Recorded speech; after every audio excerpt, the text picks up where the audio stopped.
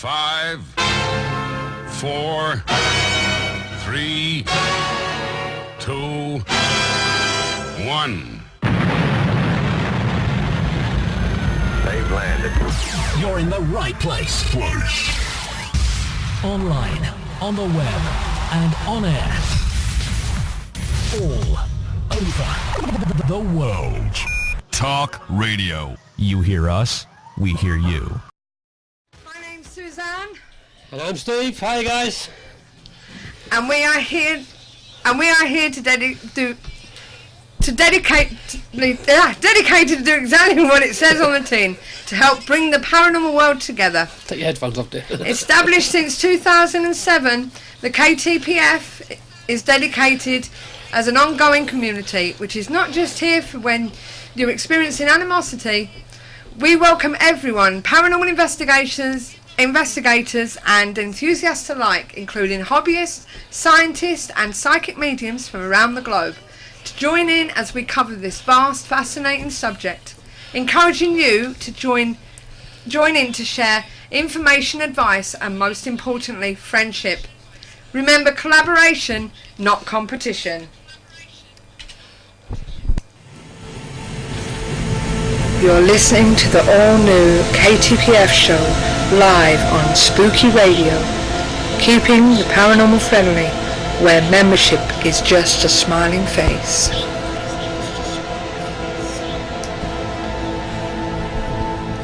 Yeah, although concentrating more on the investigating side of the paranormal, this show will be incorporating a wide spectrum of this fascinating subject to involve you within our live and interactive chat room, with special guests from various fields of the paranormal, and hopefully team members promoting their own groups and sharing their own experiences.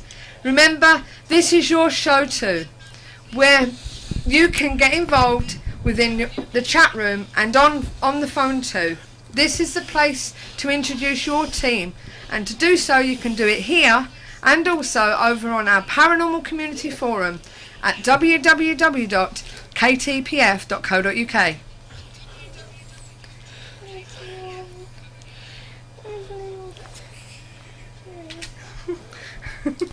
Hi, I'm Neil Munnelly, and I'm proud to be keeping the paranormal friendly.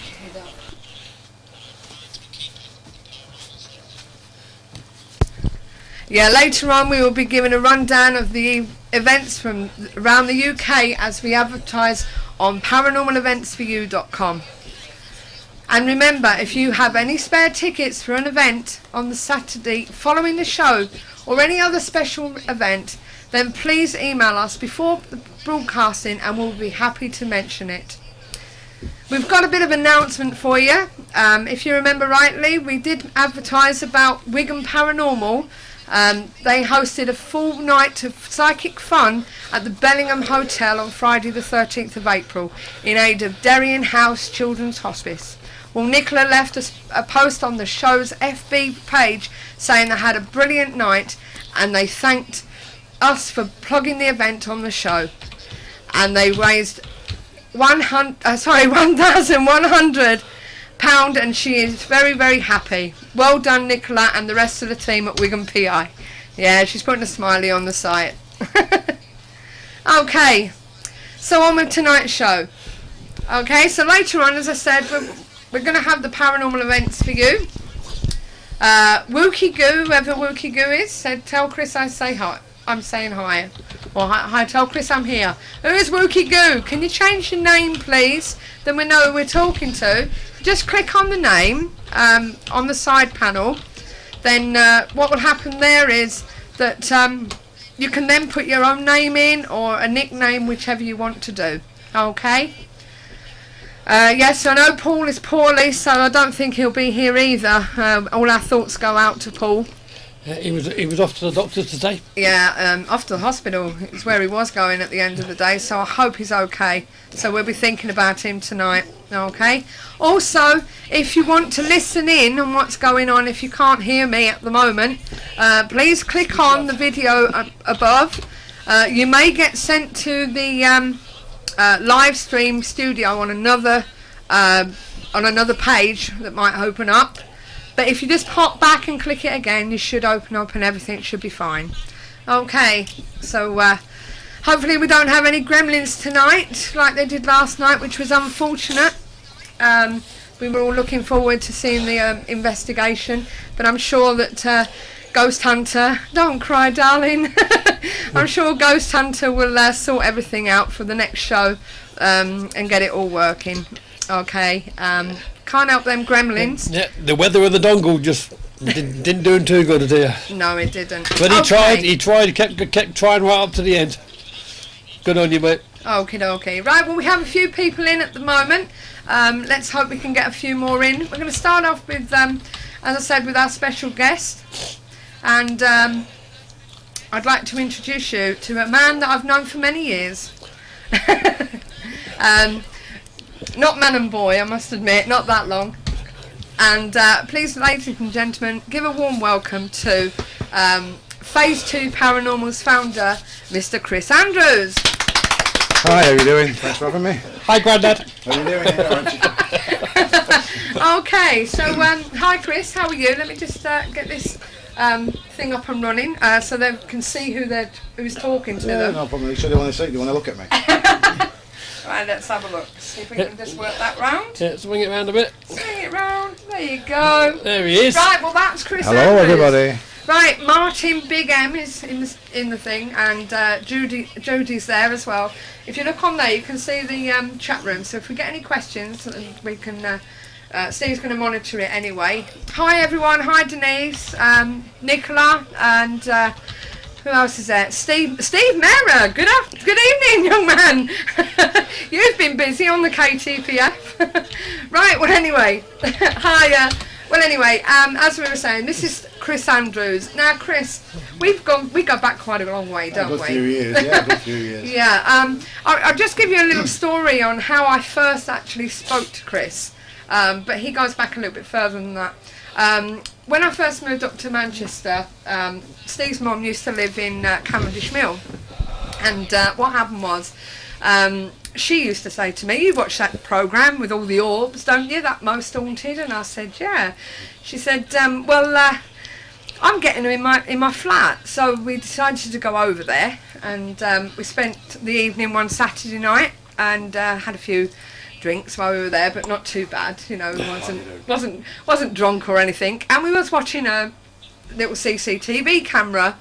And basically what it was, she was looking after the grandchildren, so she had it up to keep an eye on and make sure that they weren't getting out of the bed and into the hallway and mocking about. So she didn't have them at the weekend, and so I called up, unbeknownst to me, I called up Antiques Productions, and funny enough, they suggested that I called Club Zero, which is who he was with at the time.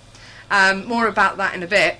And basically, I called up, spoke to Chris on the phone, and then he told me that there was a local group that was in Tameside. We got the guy out, he set up all his cameras, and before he hit the record button, we had this orb come up, go flicker, flicker, flicker, and it disappeared, and that was the best thing all night. But that was the first time I actually spoke to Chris. As always, just like that. And I never met him again until years later. So, Yeah. So where did it all start for you then, Chris? Apart from doing my own things, before the involvement of organisations, I was doing my own things, doing paranormal experiments and different sort of researches. I think it all goes back mainly to a group I was involved with called Stockport Ghost Hunters. Obviously in Stockport, so that was a good few years ago. There's people with me today actually who in Phase 2 who is actually in your chat room there, Martin. He was with me in Stockport Ghost Hunters. I think that was about 2001, and I think round about 2003 that came to an end, and Club Zero formed from there. We went separate ways in Stockport Ghost Hunters. Club Zero formed from there. Took a slightly different approach to things. Martin said yes, he was. He certainly was, yeah. He was with me at, I think the last investigation they did for Stockport Ghost Hunters was Derby Jail, which was in March 2003. And Martin was with me on that one there as well. So from March then, after that I left then, and a couple of months off, like you do, you know, while building some, you know, a new organisation, and Club Zero was formed. You know, and then that was a success, you know, for a few years. 8 years, I think, in the running. Club Zero. We met some good people, worked with some brilliant team members along the lines. Been to some fantastic places. Can I just ask, is Derby Joe that boring? Because Ian fell asleep there. A few of them fell asleep there, you know. Derby Joe. Derby Joe, it's a very good place, but it's only very small. You know. And I think the fact that they serve you ale and steak and ale pie when you get there, you know, you think, oh, okay, the brilliant man. Drinking ale, the old-fashioned ale that, you know, they seem to do. It was an interesting place, but again, I think it's how many people that you take with you. You know, that's because obviously you can overkill with too many people, and we didn't know the size of the venue at the time, and you know, but it was an interesting investigation. But it just unfortunately it wasn't running the way I sort, you know, wanted to. The way you wanted to do it, yeah. So I called it a day with that, and Club Zero was formed. Soldiering on, you know, skipping down 8 years down the line, again after meeting some fantastic people and working along, you know, many people in the past. That came to an end just before Christmas last year, and then Phase 2 Paranormal started from that. You know, and then what we wanted to do, we wanted to try and use a different approach to the paranormal with different people who had different input, different ideas, different theories, you know, and different things, rather than just sort of, you know, sitting around and going over the same ground, you know. So we wanted to try and do that, input that, and it seems to be going fine, but it's early days yet. You had a bit of reservation about starting back up again, didn't you? Really? The way the climate is at the moment. I think in general, I mean, on our forum, and it's the same with every, well, maybe not every group, but the majority of groups out there, they have forums and things like that, and they're just not as active as what they were, you know, and ours is, again, it's not so active. So then you see people in the paranormal field who hold meetings, monthly meetings, and the climate seems to drop down a bit from them as well. And I think maybe because, you know, back in them days there wasn't that many paranormal organisations around in them days, but now there's a few hundred in every town you go to. Maybe. I got a quick question from Ghost Hunt. He says, is it a tech team or medium, or do you cross both areas? We sort of cross both areas because we can't leave any area untouched. You see, so me on a personal level, for myself, I'm more of a scientific view. That's what I'd like to do on a scientific view. We do incorporate the use of mediums and things like that, because there is people who are more equipped to go on a scientific view, and there are people out there with a mediumship belief. So we have to use that, hence the logo that we have is the yin-yang, because of the natural balance of things. So we don't want to tip the scales into one favour and not the other favour, so we're you know, trying to weigh up all the aspects of everything. So you know, it's a bit of everything, I think, really. Ghost Hunter says good men. Thank you very much, Ghost. Well, this is right. You need to be able to have both spectrums of the, you know, of a paranormal group, don't you? Because you can't just be all psychic or all negative, so to speak. You know, you have to have that happy medium. Sorry, Neil. Hiya. But you know what I'm saying, and it's just. Yeah, you do. I mean, I've got you know, nothing wrong with mediums. I mean, I have done things myself in the past, but I'm one of them people that deny myself of that because you know, when I was at school, I did science and things like that, and although the ghost hunting is classed as a pseudoscience, it still falls under that equation by, you know, using your certain equipment, how to identify things, how to look into things in a certain way. So there's you know, nothing about, you know, mediums in a negative way whatsoever. Unfortunately, and I'm sure there's mediums out there who will agree that there are those who just, you know, like on your psychic hotlines and or whatever the case is, things like that, which is not what I believe in on that side of things. But you have some good mediums out there who do some uncanny results, and unfortunately you have some mediums out there who just sort of tag on for the benefit, and they're not really doing it in the right manner, maybe. So I'm one of those people, unfortunately, and probably, you know, no disrespect to any mediums out there, because they are respected, that if I'm told something or given some form of information, I'll probably be the worst nightmare, because I'll try and break that down. I want to know more. Well, this is it. That's more, I think, more from a personal aspect really than. Steve Mera said holistic scientific approach. Yeah, Both, Judy says you do more scientific. more scientific. Yeah. But I mean, we do have those in the team that do more of a medium level. You know. Yeah. As I say, it is good to have both. They both work. I think Ian loves that statement. What's that? Physical metamorphosis. Metaphysics. Physical metaphysics. You can't afford really, I think, to leave. I mean, in this day and age, everybody. I mean, you go to any venue and you can guarantee that hundreds have been there before you. Yeah. You know, and virtually, well, at one stage, I'm not so sure about now, but at one stage, most paranormal groups was doing the same type of things. So, you know, they could take and choose where. Maybe that's why the climate's dropped a bit, because they can take and choose where they want to go. Yeah. I've seen it on the telly. I've been in a group. It's not really for me, or it's the same thing.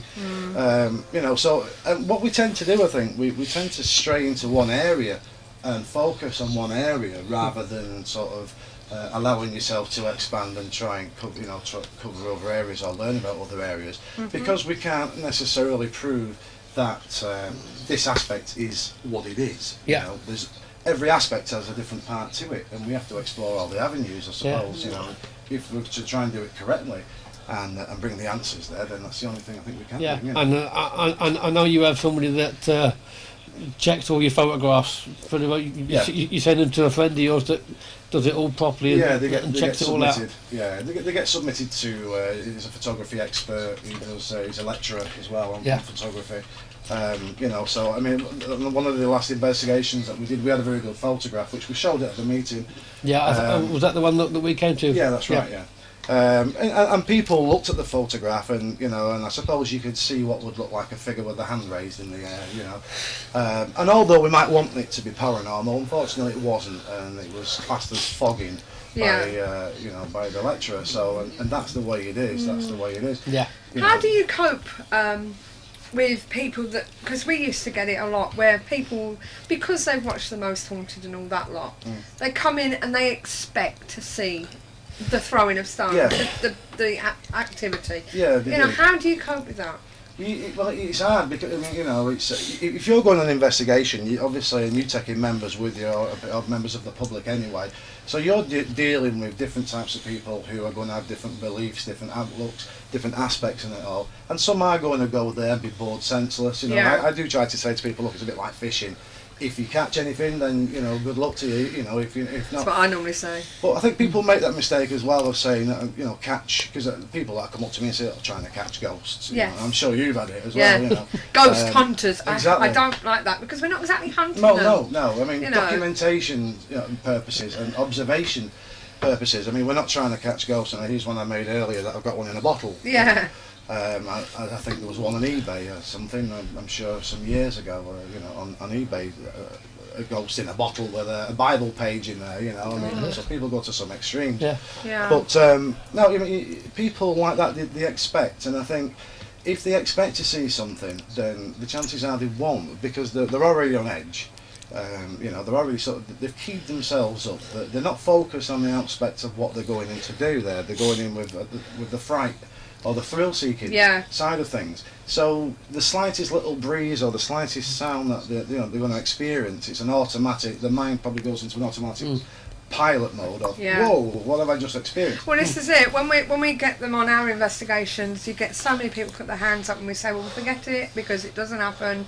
If it does happen, it's a bonus. Everything's an experience, and that's exactly what you're doing. You're not getting ghost hunting per se. You're getting an experience in paranormal investigating, which is the way we really need to go about. Really and truthfully, is educating them. We're all learning ourselves as we go along. We can't, as I say, we can't guarantee that it's going to happen. Oh, exactly right. But then you have things called memes as well, which are, a meme is passed a bit like thought suggestion. It's passed along to other people. It can place into your mind. You make your own aspect. Yeah, I've got two questions from Steve. One was, have you ever investigated anything other than hauntings? And the other was, do you have any limitations? Good questions. I suppose limitations depends on how much money you got in your pocket, really. My wallet's always empty, so limitations. No, I mean, I think the paranormal goes a lot further on than ghosts and spirits. It's just that the main thing that seems, I mean, it was mainly came from my personal experiences of why we sort of look on the ghost and spirit aspect of things. But then there's a lot of people out there who's interested in cryptozoology, ufology, things like that. And I've seen things in the sky. I remember going to a meeting, a Club Zero meeting once, and as I was setting off to come outside, it was in broad daylight. Half the neighbours on the streets was outside looking up, and there was 3 jets chasing something in the sky. Then they broke up and disappeared. We haven't done ufology hunting yet, but we do plan to do what we call camping trips. Yeah. You know, we want to do some camping trips. As a social gathering, get together, and go maybe possibly visiting hotspots where ufologists are UFOs are reported and things like that. Obviously. Not in a field where it's been cattle mutilation. You know, No. like that, but, No. Steve Mayer is asking about demonological phenomena. Have you ever come across anything like that? Demonological, like my tongue's still going on. I mean, you're going to get a lot of things, I suppose, where anything on demonic may. I have had things on a personal level. I don't think I've actually had anything on an investigative level with as a member of an organisation. On a personal level, I believe that I might have had something on that level, but because I can't prove that it's you know, because you might have something that appears good or be known to yourself, but might be something on a more sinister side, portraying itself to be. Hence why we don't use Ouija boards and things like that, you know. So we don't. But what's your theory on Ouija boards? Because there is a bit of a mixture there, There isn't is, there? yeah. Neil was saying last week it's how you use them. It's all media hype that's made them the way they are. And, Well, the Ouija board was the talking board, isn't it? And it's originally.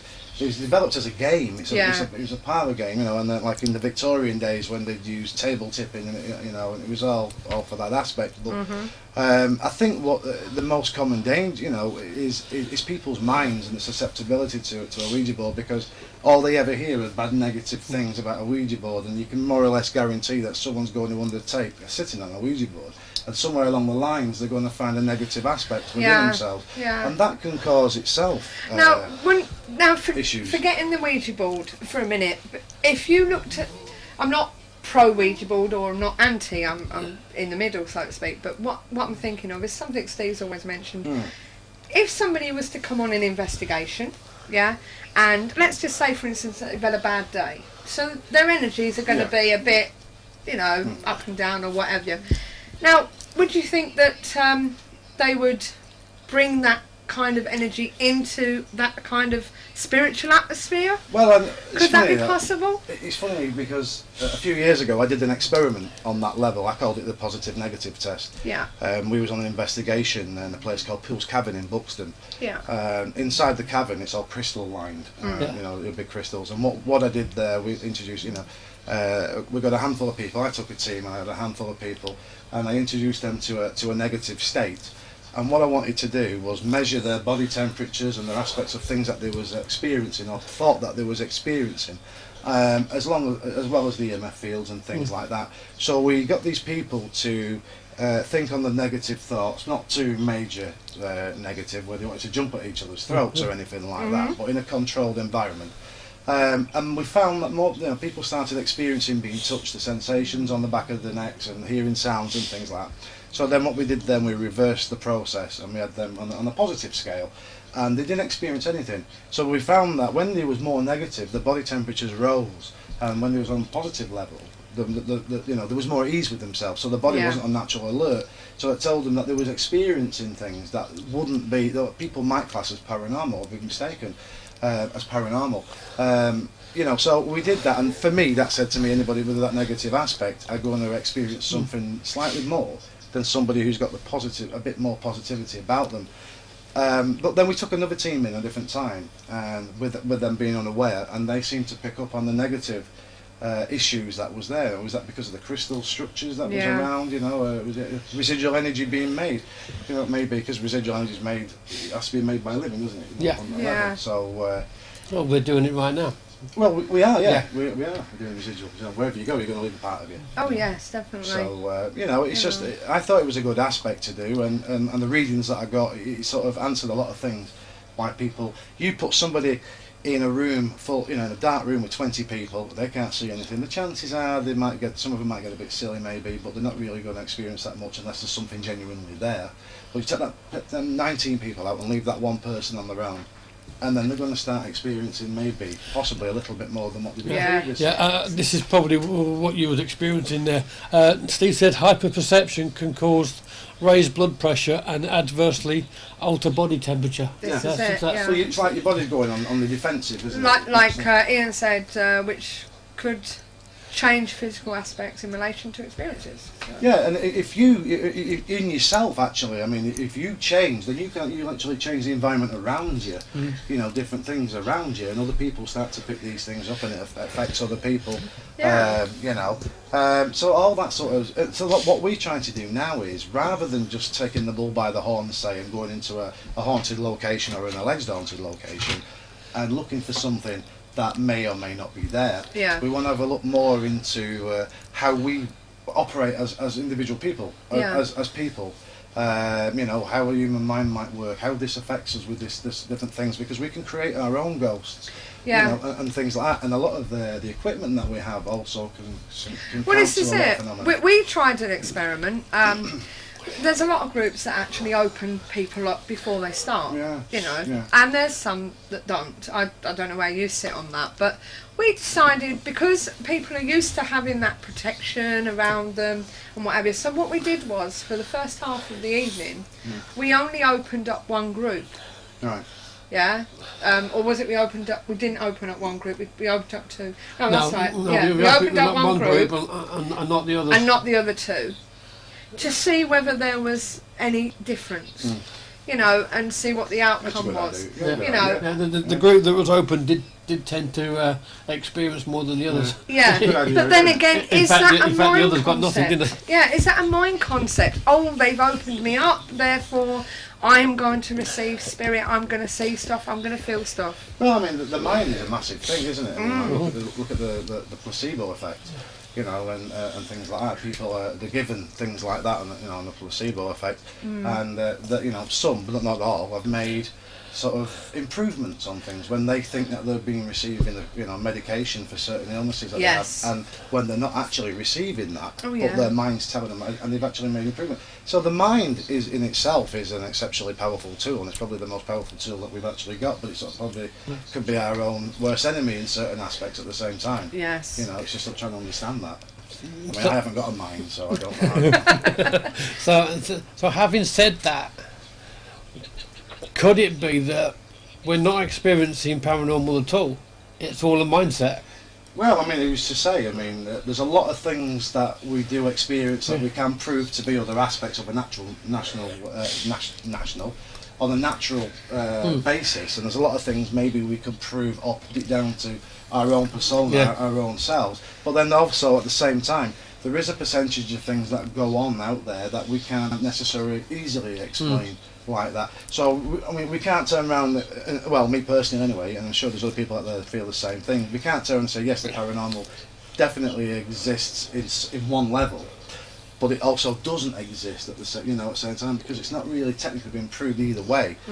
Just because we can prove that the majority of things going on are everyday things, especially as technology advances. But it doesn't necessarily mean that there's nothing going on there at all. I mean, I know the experiences I've had in my past, on a personal level, that sort of brought me to this area in the first place. That tells me that, and I still look for the answers for them. That tells me that there's something other going on out there that we possibly just haven't got the ability to explain yet. Steve Maris put a... Yeah, he's put a thing on there that says, basically saying, because we tell people they're in a haunted place, they automatically, their mindset goes there straight away. Exactly. Yeah. But having said that, I've walked into loads of places just on the everyday life, and I've gone, I mean, there was a crystal shop in Cornwall, wasn't there? In the market, at Lou. Lovely market if you ever get down there. And I walked into the shop and I just looked at the seal and said, I've got to leave here. can't stay in here. Some people do feel like that. I mean, when I first went to Margam Castle, I've only ever been once, but when I did go there, the first thing that you see from Margam Castle was a great big Gothic, looming, sort of majestic, there. It's beautiful, isn't it? It is, it's a fantastic venue. But you expect to see, and I always said that after, you always expect to see Vincent Price stood at the door, welcome. Straight away, and then you walk in and you've got the big staircase that opens up at the top, and you look at it and you think, oh. And straight away, that it just looms ghosts, and I think it may be even for the most sceptical people that went there, I think they'd still have that little element dug away somewhere in the back of their mind regards that. So it's just trying to, just mental how to sort. Yeah, we had a couple of team members that had a heart attack there. They opened the door to go out for a cigarette, and the reenactment people in army uniform were standing at the door as they opened it. I made them jump. Just a bit. Oh yeah, just a bit. I remember walking through there. And we had a team upstairs, and what we was doing, there was a couple of us transporting rather equipment in the cases up to to the various rooms. And I remember walking through and taking this equipment. It was pitch black. You had to sort of feel your way through with your little tiny torch that we had. And as we dropped the gear off and we turned around to come back to pick the rest of it up, we heard, me and a colleague that I was with at the time, we heard the sound of these growling dogs, really large growling dogs, right behind us, so we ran. We pretended that we didn't, but we did, we ran, but then we asked the guide, Max, at the time, has anybody ever reported growling dogs here? And he asked me which room that we've been in, and he said, well, that's where they used to keep in there, 2 large dogs. Just because myself and somebody else experienced that, and coincidentally enough, they was housed there. Again, doesn't mean to say that was a paranormal aspect that we heard, or experienced. What was it if it wasn't? It's scary nonetheless, because we ran, and then when we got downstairs we walked casually, and thought. Ian says here, there's a belief that.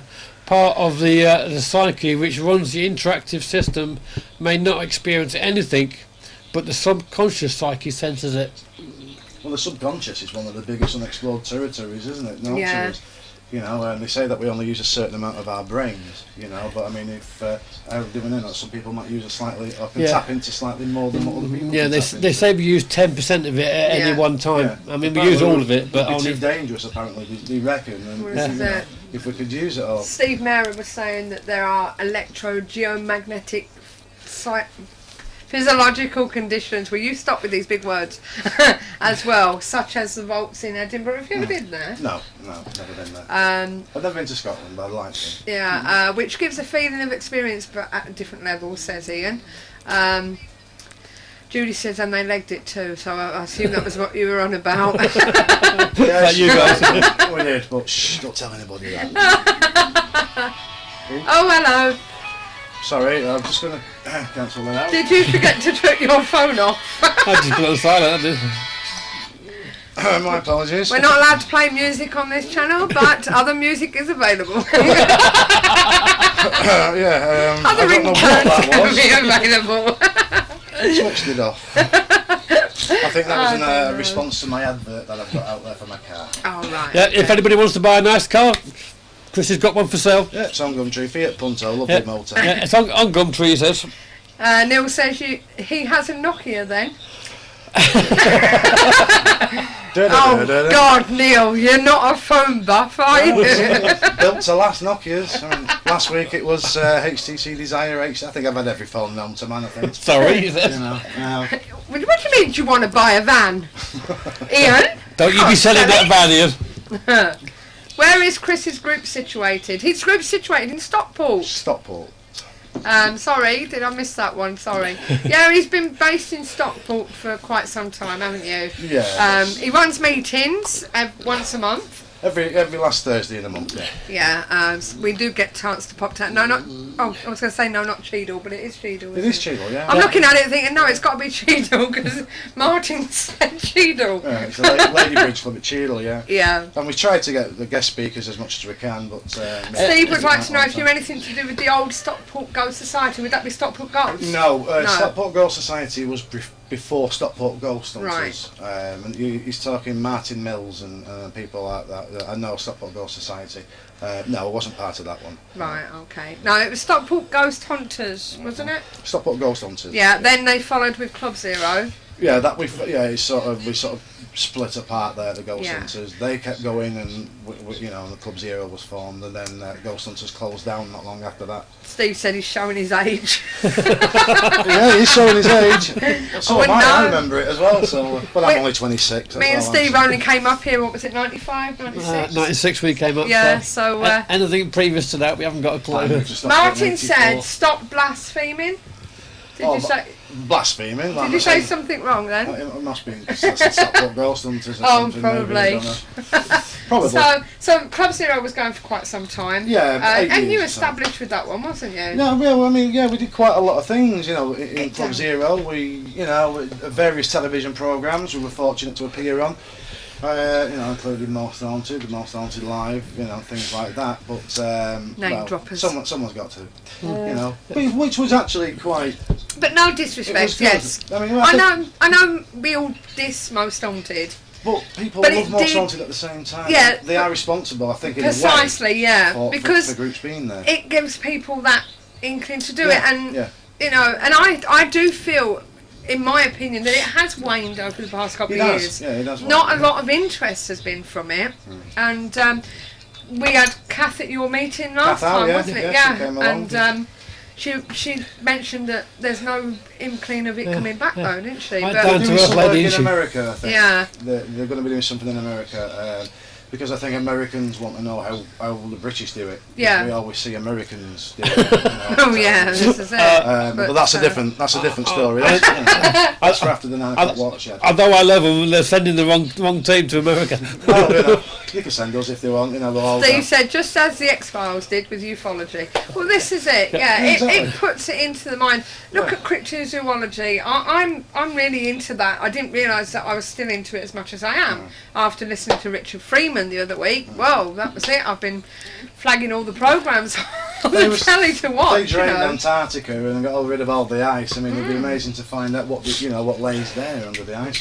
Come on, lay down, you two. Hidden animals and things like that. But just going back on the Most Haunted part of it, I mean, if they was to conduct another live, they'd always fill their audience. They would. So you've always got a lot of people who would diss them, don't like them, but they've all got the different reasons as to why. But then you've also got half the people who do like them for other reasons. Yeah. So, but no matter what we think, they are sort of responsible in the way. Even the people that don't like it, watch it. Yeah, they do. Yeah, I mean, there's different. I've been to that place. I'd like to go and see what happens there. Do they come up with anything that we've come up with? Well, this is it. Yeah. I've never been there, but I'd like to go. Yeah. And I suppose it's all learning, even if people agree if they're doing it correctly or they're doing it wrongly. But I suppose that's down to the individual what they believe on that fact. But at the end of the day, it's all a learning curve, isn't it? Yeah. What show are you watching, Denise? Tabs? Never heard of that one. I think she means Taps. Yeah, she means Taps. Judy says she can't stand it there, but she had a box set. Well, I must admit, I did like Taps, but then they were accused of... Yeah.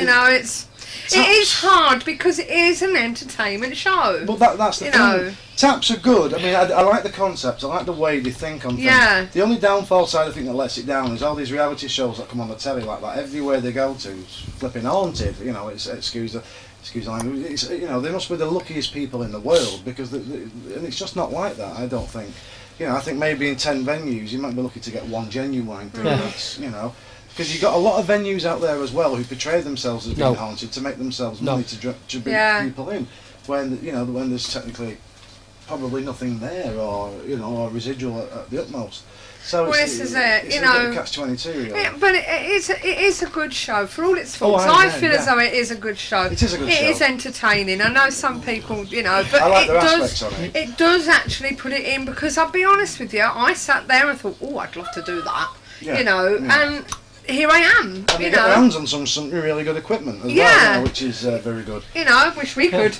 But I mean, I know we watch it. We watch it to check out the venues that they go to. They do go to with some really lovely venues.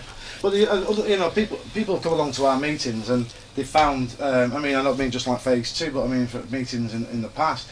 And they've been watching programs like that, and all they know is that they've been watching the box and they've been sat there on a settee with a cushion covering, you know, and they want to do that for reality. So when they come along, we sort of say, well, it is like that, but we're going to take away the TV box and we're going to show you the outer aspects of things, because all you're seeing is what just in a one-dimensional aspect, really, where the cameras are pointing. Yeah. You know, the other downfall side of it, I think, as well, is when they've all got the cameras pointed on the face, you can't see anything that's going on in the background. Because if there was anything to appear or anything to happen, it might only appear or happen instantaneously, very quick, and never happen again. Yeah. It's missed. Yeah, You know, because you're looking at the fear on the people. That's what the show's about, though. It's all about their reaction to it. Well, it is, yeah, it is. I mean, so you got to define: is it about the paranormal, or is it about their own fear of how we cope with things like that? Yeah. So- Ian said at least their dongles work. Oh, don't worry, Ian, you'll get it sorted. So, but yes, you're right, Nicola. It is the Yvette show, and you know, I don't But they're really want lovely to see people them. to meet, though. You know, Yeah, well, individuals, they're Steve really lovely said people to meet. he said that, you know, this show's not much cop basically, but Carl and Yvette are nice people. He mentioned that Yeah, just they now. are nice. Yeah. But like I You said, a show's a show like anything else. It's all, you know, adhered to by ratings. And if the ratings go down, then the shows go off air, you know, things like that. So they've got to give it something. It's an entertainment Well, this is program. it, yeah. You have to give it something. You know. You know. But this is it. Okay. And then, as I say, the Americans got into the act, didn't they? Didn't Because they I'm just- not sure whether we got it after Most Haunted or whether it was before, so I don't know whether they Yeah, actually it's started difficult. something. So that's Well, what they're I very really big don't about it know. over there, because they're Yeah. massive about Halloween and things like that in America. Well, this is Yeah, it. so- We've actually been invited to go over there. Well, To, I'm coming with you. yeah, why not? Just put me in your suitcase and I'll never know. You know. So, Well, Ian's in the suitcase for Romania. He's He's already booked that one. but you never know. We could be in America next year. So. Well, you never know. Well, you never know. I've been abroad, but I've never been abroad investigating. You're right there, Steve. Real paranormal investigators would not make good TV. It is too boring. It is. You know, we've been course to it many is. places, and I've seen a motto running around, and I think it's true, in Well, my opinion. yeah. The best Yeah. paranormal investigator is one that's not showing much footage, because it doesn't always Yeah. happen. I You try know. to what I tend to do with where people are concerned on the investigations. You know, I'll always sort of say to them, look, we cannot guarantee that you'll experience anything, but if they leave the investigation, you know, the venue, and they've had a good night because they might have learnt a little bit about the aspects of the venue or Yeah. the equipment, or maybe learnt a little bit about themselves, their own confidence. Let's say, oh, I never thought I could do a long vigil, but I've done it, and I'm chuffed with myself. Yeah. Well Then said, Steve. It's true. You know, if they leave now, they might not find anything of paranormal nature, but they walk away and say, "Look, I really enjoyed that night." Then it's a job well done. Yeah. Because they've learned something about themselves, and you know, eventually, you know, if there is anything there paranormal, and that person's meant to come in contact with that, then that's going to happen eventually to that person, maybe. You know. But if someone can be, you know, enhance their own confidence a little bit from something, and they've had a good night, then you know, it's a job well done, as you know, to me. Well, this is it. Well, we're going to take a break. We're talking to Chris Andrews from Phase 2 Paranormal. And so we're going to take a break for a minute, and it's over to Steve for a brief look at the news of the paranormal world. Thank you. The Grinning Man. Eyewitnesses claim that the Grinning Man is a looming figure who stands well over 6 feet tall. His head is said to be devoid of any hair, and his dark, beady eyes are nestled unnaturally apart in his domed skull. Some observers are so perturbed that they are later unable to recall whether he had a nose or ears. But as disturbing as that may be, far and away his most disconcerting characteristics is the wide, hideous, shark-like grin that is perpetually plastered across his face. Renowned paranormal investigator and Mothman Prophecies author John Keel is considered to be the first researcher to mention the creature, or more likely than not, creatures that have collectively come to be known as the Grinning Man. In his seminal tome, Unnatural Entities, on Complete Guide, mysterious being Keel discuss what is believed to be the first modern run-in with this particular entity. The full moon. For people that do not already know this, get your telescopes and binoculars ready for the 5th and 6th of May. Also moon watching on these days, weather and clouds permitting, as the moon will be at its closest point to the Earth this year and is known as a pedigree moon, so we should get some good pictures. An alien message can be hidden in your DNA. Do we all carry a cosmic greeting card? Well, while SETI is busy searching for signals from alien civilization, they are scientists who think we can find proof of advanced extraterrestrial life much closer to home, namely in our DNA. Instead of leaving artifacts for humans to find, once they are sufficiently evolved, an advanced extraterrestrial civilization might instead incorporate information into the human genome, allowing it to be copied and maintained over immense periods of time. The downside with leaving behind alien artifacts is that they will not survive for millions of years. A coded message hidden in our DNA, on the other hand, can be saved for a very long time. The coded message could only be discovered once the human race had the technology to read and understand it. What do you think, guys? Is it possible? Extremely intelligent dinosaurs could rule other planets in the universe. Dinosaurs are long gone on our planet, but they could be very much alive elsewhere. Scientists are now considering seriously the possibility of highly evolved and intelligent dinosaurs are controlling alien worlds. This theory is based on new research which suggests that advanced versions of T-Rex and other dinosaurs, monstrous creatures with the intelligence and cunning of humans, may be the life forms that evolved on other planets in the universe. And would we be better off not meeting them? That's what the study concludes. But remember, the Velociraptor was one of our most intelligent pack hunters.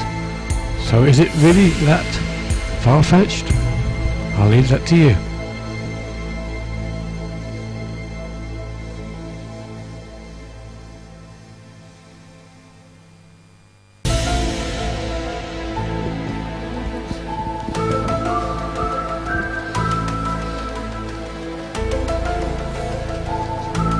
Hi, I'm Chris Andrews from Phase 2 Paranormal in Stockport, and I'm proud to be keeping the paranormal friendly, where membership is a smiling face.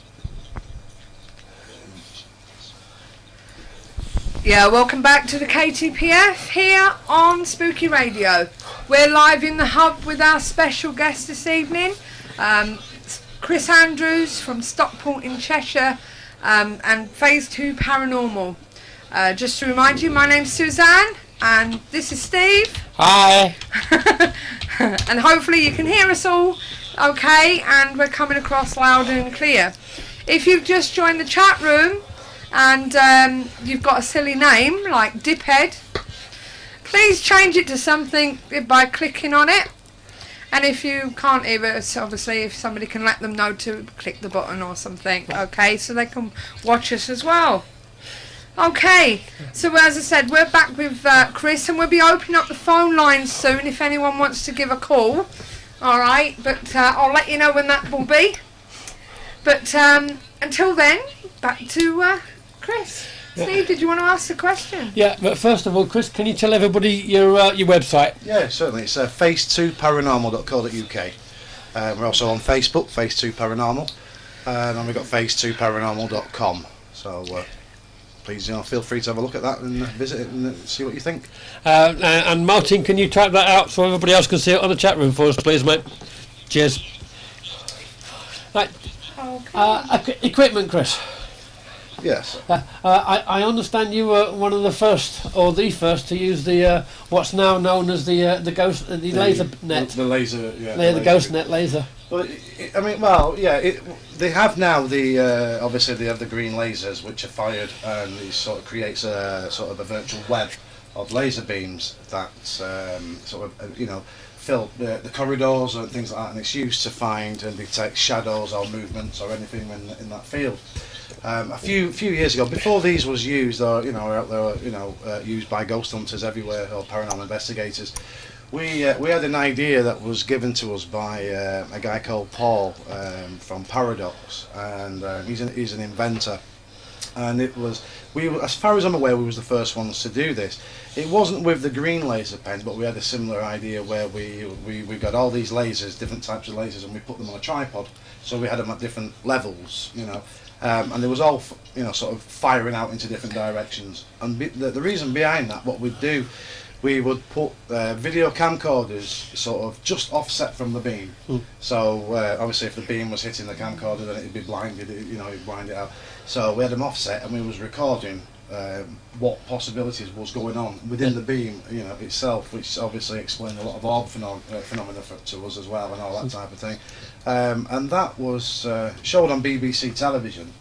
But they did say, well, that we could prove and disprove the paranormal once and for all, which wasn't the case at all. It was a case, that we use these lasers, and we, as far as I'm aware, we were the first group to do it, covered by a BBC. Next thing, obviously the Americans come out with, start using the green laser grid pen, which is very good. We've got one ourselves, and use them ourselves. But they use it in a different way, where they're looking for shadows and things like that cutting through the beam. Where maybe because it fires a lot of multi dots all over the place, it can actually create shadows and things like that as well. So you've got to be very careful. Where we didn't do that, we changed the aspect, and we wanted to shoot in the beam, offset from the beam. So we, because light. It might bend if there's anything in there, so it might give us an image or a bit of something out of the ordinary. So they seem to have come a long way. So I don't know, was we sort of responsible for them in a way, or you don't know? Maybe so. But it helps people along, doesn't it? I understand there's about 4 different colours now as well. Green, red, blue. Apparently, I mean, you can get the laser pens quite cheap, really, for about £8. But I think it's the heads that come with them that's where the expense starts. This is it. We tried to look for one, and you're looking at 20 odd quid, and that's with the stand and everything. But it's the same with all gadgets. Look at the stuff we use now. For instance, the K2. That started off, I think, about 20 odd quid, and now we're looking at 50 odd quid. Exactly, yeah. Stuff Expensive. we use that isn't really paranormal equipment, that we use, which is environmental stuff, to see whether the changes of some spiritual activity causes environmental changes. That's what it's all about. And then you get the likes of people that sell these equipment. There are other vendors.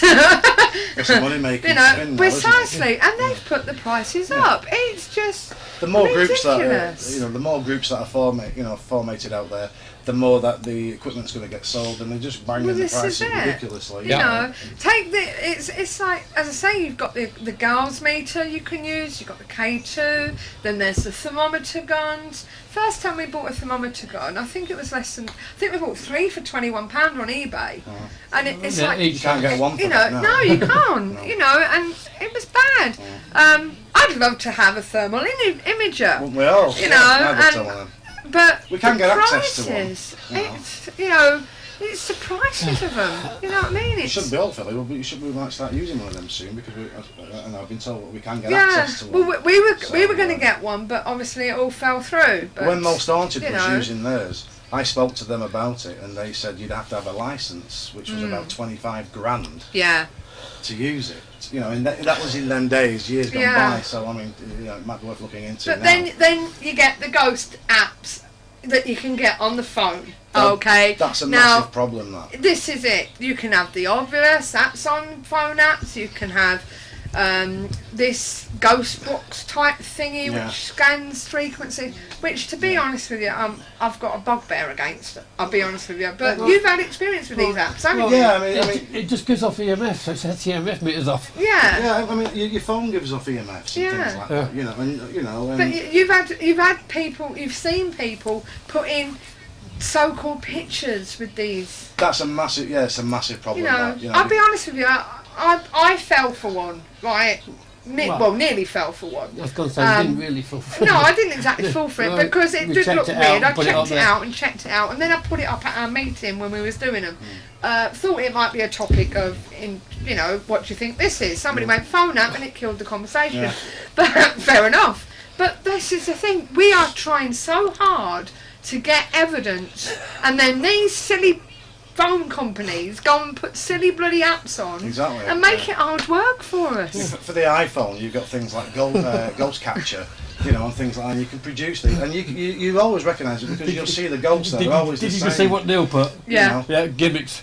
They are gimmicks, indeed. They are. For Android, you can get a spirit camera, you know, and things like that, and they do put out. I mean, you can have a range from World War II soldier, World War I soldier, to an orb, to a child's face, to things like that. Well, this is it. But they're really realistic looking. And Steve's saying there, just get the image in the library and cross-check. I'll be honest with you, Steve. I sent the image over to Wigan, to the museum there, and they reckon it looked like this brow pit lass.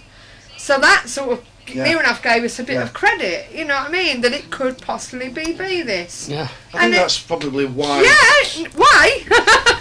That's probably why you and it was ridiculous, and I've really got annoyed over it because I thought, okay, us ghost hunters can be a bloody joke to people out there, can't we? on the backside, you know what I mean? Like that make it worse, don't they? And it does, it just makes it worse, you know. Well, it is. I mean, I don't think anything really is dismissible as evidential unless it's got a negative to back that up anyway. I mean, you've got Polaroid.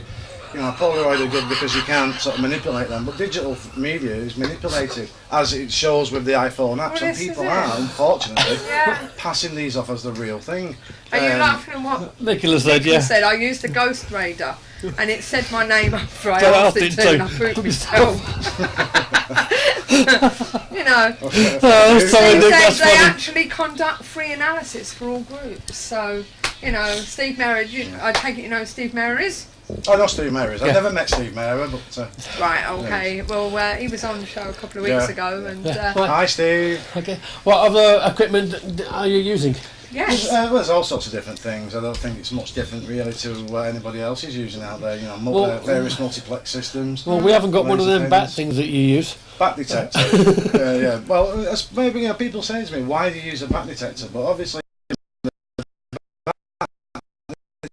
detectors, you know, it's equipped to detect human voices at the same time.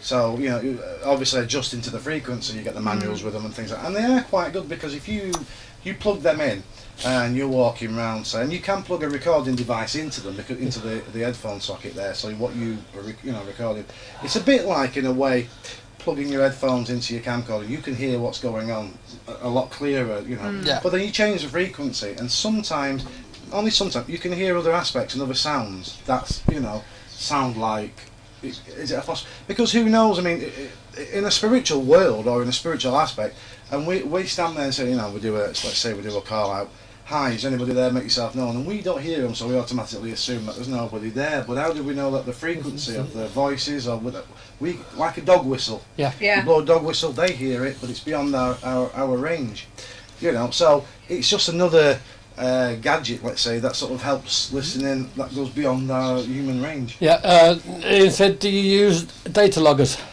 We have got a data logger, the laptop, we do have the data loggers. What do they actually do? They record temperatures and dropping temperatures, rises in temperatures, and things like that. Our technical analysts, them are the ones that use it. I don't use it, but they use it in their laptop. You know, people with us, and they record. We had changed in the environment. One of the guys that came with us, I think it was Rycroft Hall. It was about this big. He sat on the table, and just kept putting a blue light every so often, and then we took it back. All we saw was these wavy lines on his computer, and he didn't actually go into what it was. That's more or less what it is. You put your software in, and you plug this in with into your computer, and it reads like sort of your environment. Steve said, "Do you do EVP, and if so, what software do you use to monitor the low frequencies?" Well, EVP. We use digital voice recorders at the moment, and any other type of recorders that we can use. Yeah, we sometimes do. Whatever you can get your hands on, you know. Yeah. Gold Wave is one of the things that I use. Now some people use is it Order City or something like that? Audio City or something, I don't use that though. I use Gold Wave. Because there was Gold Wave is quite good, and there's a lot of other programs out there that you can use. But I've always found Gold Wave to be quite good, because there was one piece of EVP that that I had from a few years ago that was recorded in my home. And to the ear, it sounded like thank you as a whisper. But with the Gold Wave, you can speed it up, you can slow it down. Again, the frequency changes like from a woman's voice to a man's voice. And it sounded like I'd kill you. So it sort of changes. Yeah. So, then you've got to sort of play it back in a time that in a time frame, let's say, that it sounds more on the human side. So yeah, gold wave is pretty good. I mean, I don't know if any of these people use them. Nicholas said that they use sound booth. Steve said gold wave is good. He said he used gold wave live. It's good, it keeps people awake, it's pretty. Nicholas said she loves working with the Ghost Box. I know you get the radio channels, but we have had really good results with it. The Ghost Radar apps is just a gimmick. It's similar, it scans the frequencies, but I'm not sold on that really. Well, yeah, I mean... See, we've used cross talk, but that's another one. It goes through all the alphabet, and you get Able and Gable and whatever. But you know, every so often. See, EVP's a hard thing anyway because. Having said that, we have had a sentence out of it. We have, But you got so many radio signals that have been transmitted from Earth to outer space, and maybe, just maybe, some of them are just starting to come back to us now. Yeah. And especially again, as technology advances with all the mobile phones, all the signals that have been transmitted through the air, antennas everywhere, police antennas, doesn't matter where you go, they're there. So there is signals floating around out there that maybe sometimes. I mean, there was an investigation that did a private investigation. Years and years gone by, where a gentleman who I went to see swore blind that his Hoover spoke to him. Bloody hell. You know, and we listened to it. And it did make a sort of a sound, like a bit like a human voice, but it wasn't. It was a blockage. Yeah. You know, in the pipes. It's just weird how the frequencies can make you. Yeah. You know, He says he uses gold wave, also good for locating AVP. AVP, that's a new one on me. Steve uses audio audition. He said that is okay too. There's lots out there. What's AVP? Audio voice phenomena. Isn't that not the same thing? I suppose they all do. I suppose it depends on the individual specification of what they actually want to achieve with each program. And then again, you've got price ranges when you're buying these programs. But this is it. When you're not for profit, exactly. You know, you've got to use what you've got available at your disposal. Yeah, this is it. Steve said, great new webcam software can set to take every second and then monitor the photo size for differences. Cheap and easy to set up. We took over 9,000 photos at one location. Wow. A lot of photos. And concerning AVP, Ian said it's a manifestation. EVP is embedded. AVP is atomic. And coming back to Steve, what Steve said, no need to go through all the photos, just look at the difference in size. So, you know, there's stuff out there that you can use, but then again, it's all stuff we can use that isn't actually for it. I look at things as well. I mean, I try to look at things in different aspects, and I think maybe sometimes back to basics is a good idea and things like. If you look at like photographs that was taken in the 1800s, paranormal sort of based photographs, when they didn't really have any forms of manipulations in them days compared to what we have today. You know, and things like just a pen and paper, because maybe a lot of instruments that we use, again, like we said before, can contribute to different things. I remember if you're going around with a camera, if you've got a camera and you've got an EMF meter in your hand and you take a picture, you probably guarantee that your EMF meter will spike because of it, you know. And then obviously we emit things ourselves at the same time, and I forgot what I was going to say because I was going to say something. Sorry, dear. What I was going to say Yeah, Steve. What is that program called? Something you said. What program is that, Steve? For those of you who just joined us, we are asking questions to Easy Cam Security. It's called. To Chris Andrews. I'll make a note of that and have a look and see what we can get. From Phase 2 Paranormal. And he's here talking to us about his group and his experiences and everything. And if you would like to call us and speak to him live on the air, okay, you can do so. The number is running along the screen. You can call us on 0844 414 3982, okay? And it's a local rate number, so if you want to give us a call, and you can speak live on the air with Chris Andrews. Ghost Hunter was going on about his AVP.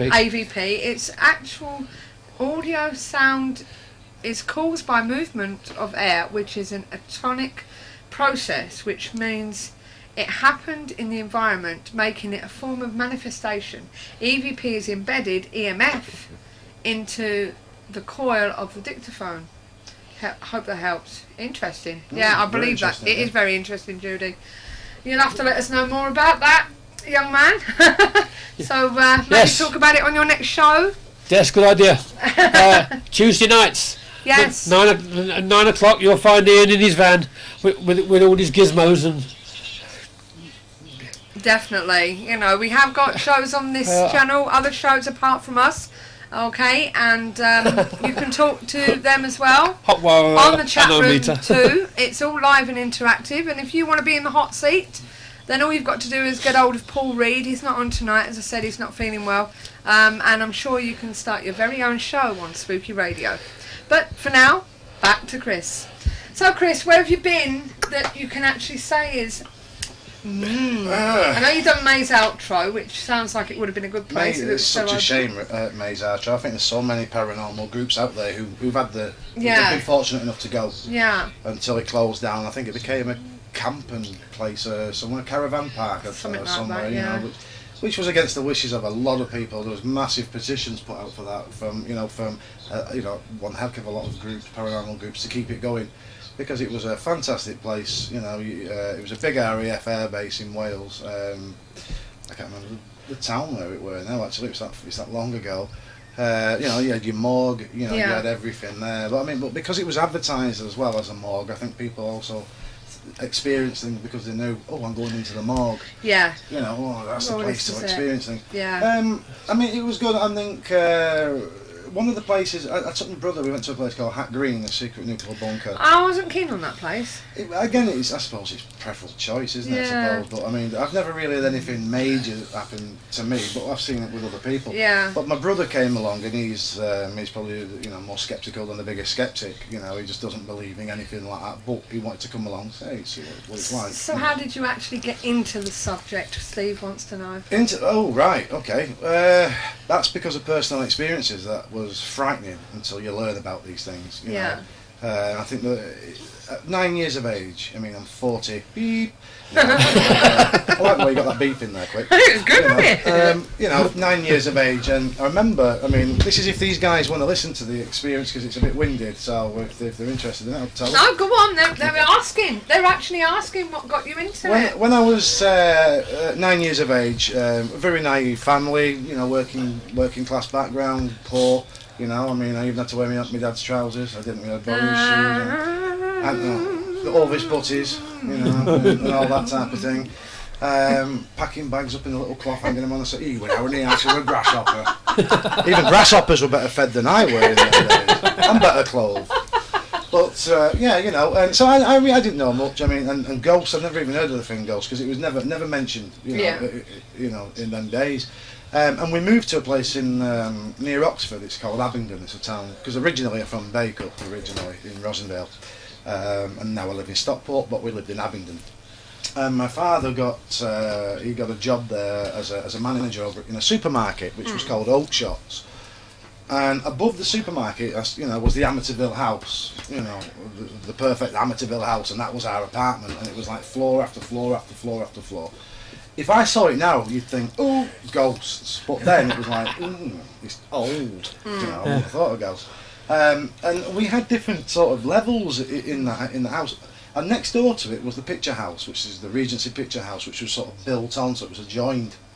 And I remember I was on the lower floor, and my mother and father was right up at the top of the master bedroom, Yeah. And then one day, they said to me, "Oh, you're in that top bedroom tonight." Oh, great! Because I'm escaping my brother and whatnot. And I felt grown up because it was my own room, Yeah. And so I got up there and I laid in bed and the curtains were shut.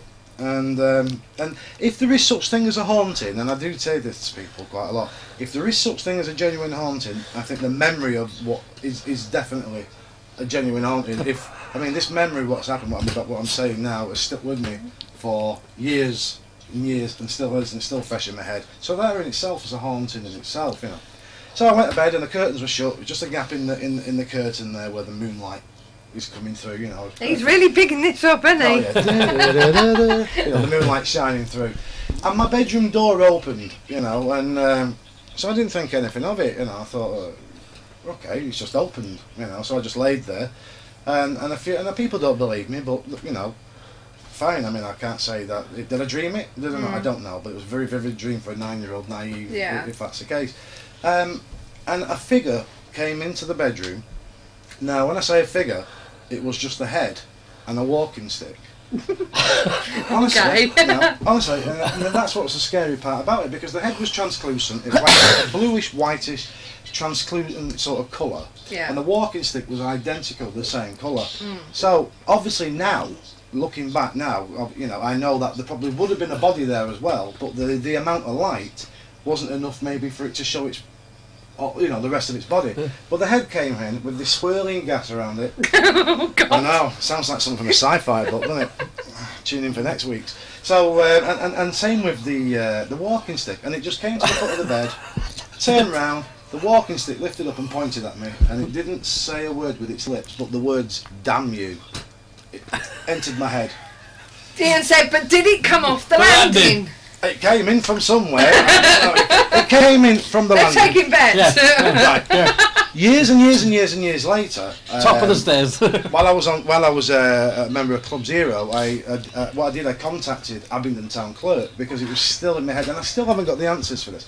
But just going back to that very briefly, I came downstairs the next day because it said "damn you." I jumped under the covers like kids do. Yeah. Next thing I knew, I was still under the covers, and it was morning. I went downstairs, and my parents said to me, "Did you enjoy yourself in there?" And I told them what had happened. And my father packed his job in that day, and we moved. We left that house that day. We left everything. Yeah. So now both my parents are deceased, and we never ever spoke about it again. But obviously, as you get older, I didn't give it a thought because I was No. As years go by, I regret never asking them.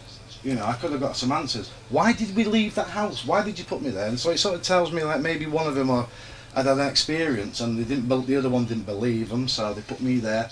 But to pack your job in, to move and just leave your house and move somewhere else in the same day, because we never stayed in that house again, it must have been something drastic.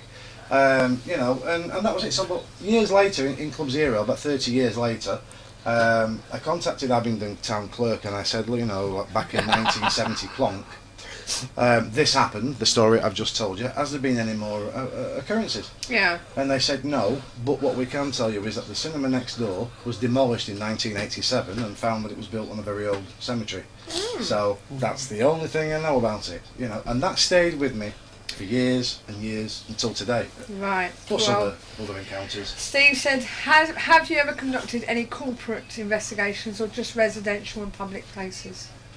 You mean for companies and people like that, you mean, or? Do you mean for companies, sort of thing, or do you mean actually just normal, general? Yes. Yeah. No, we did one for a firm called Manchester Confidential, and that was in Ardsall Hall a few years ago.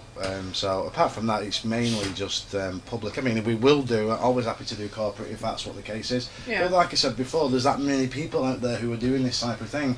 Corporates have got to choose of wherever they want to go. Well, this is it, because there are the bigger groups out there, aren't they? Oh yeah. This is. They can the afford the venue. Steve said he was there yesterday. Ardsall. Ardsall or Manchester Confidential. Dun, dun, dun. Dun dun dun. It was good. It was all right in Ardsall. Yes. Oh, well, okay. Which one? I remember walking into Which the one, start Steve? and I realised I was on Ardsall. my own. I couldn't wait to get out of the room. Ardsall. Yeah. But this is it. There are the bigger groups out there. I'm not There is, knocking these bigger groups. They want to earn their money and what have you. But You've got a lot of groups out there as well who, well, some of the venues actually, higher the price. There was a venue years ago, and Club Zero in them days was, I suppose we were the first group in there at the time, and that was a place called Stanley Palace in Chester. And the venue was quite cheap at the time, but then they found that there was groups out there who weren't groups like we know, but groups like who sell events The companies, at ridiculous prices. I think it was about £99 a price. So when they saw that, they've boosted their prices up by a few £100, which then sort of caused a bit despondent for groups like ourselves, because then it was just becoming impossible to get into. The amount of money that they was asking. So you do have those out there who just specialise in corporate style, and they're not interested in a small person. you know, or No, they're not, are everyday they? job, you know. Because people. because they are getting the money. See, I like to help out the ones, like Yeah. I said, that need the money for the upkeep or renovation work. You know what I mean? But it is a you big do- business. It out is a there, big you know. business. But we're non-profit. I've always been non-profit. We'll remain Yeah, that way. you know. You know, and- I saw an advert the other day for Stanley Palace. One group's charging £40, Exactly. and I know like you, I know the place. You're talking 4 rooms tops for the whole place, and it's Yeah, it's not big. and it's wooden floors. Well, literally, you got all your creeks. I mean, then it was less than £100, I think, then to hire it. But they have upped it. I think when we did it with our first group, it was about £75. Yeah, Yeah. it'd be around about that. Yeah, for the margin, night. Yeah. It'd probably be around that And margin. you give you your keys and you put them to the letterbox when you That's finish. the one. Yeah. But there are actually buildings out there that are reasonable enough. Yeah, there is. Yeah. You know, Yeah, there is. that do actually want the money. You know, you've got, you know, then they say that they are hearing stuff. Some of the people that are staying back to look after you and what have you, they do turn around and say, well, I've not got anything, I've not heard anything, I'm just going by what they say. Yeah. You know, but there are places out there, and thankfully, at the moment, with the exception of Castle, we've managed to get the small ones, you know what I mean, and to help it a bit. I think one of my favourite places is Bolling Hall. I think I actually love that place.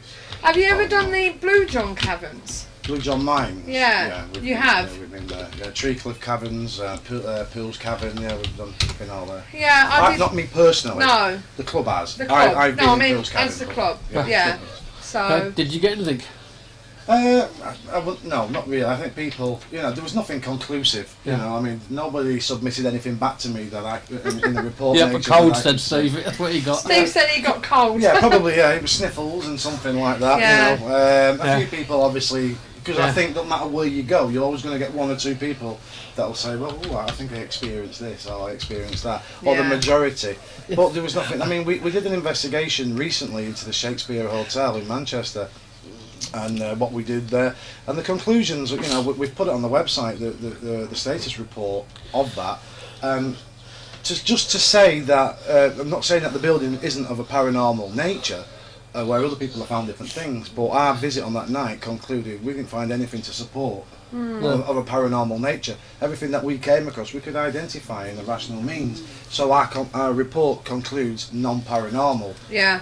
Where somebody else would Well, probably experience yeah, we something normally Yeah. say that's our own Yeah. our own opinion. I mean, I love Bolling Hall I love that like Neil does. The And problem Nettie. is it's overdone. Yeah. I was There's in Bolling Hall. someone there practically every weekend. Yeah. Well, it is, but I remember going in Bolling Hall, and there's no you can't get this from anywhere apparently. So they said to me, you know, and I didn't, you know, and I was in the kitchens area, and there's this name just whacked into my head there, I suppose, like it can with anybody. Yeah.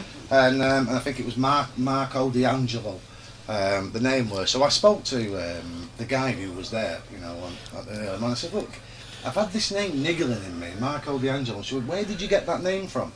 I said, well, I don't know, it's just sort of popped in there when I was in the kitchen area. She said, right, okay. She said, well, this isn't researchable, she said. It's not on the website, she said, and it's not Marco D'Angelo, it's Marcus D'Angelo. I said, all right, well, what about him? You know, she said, well, he's got nothing to do with this place, really, only he came over once, stayed here, the people at Bolling Hall made him toast, he didn't know what that were, and took that back to Italy with him, and hence toast was invented in Italy.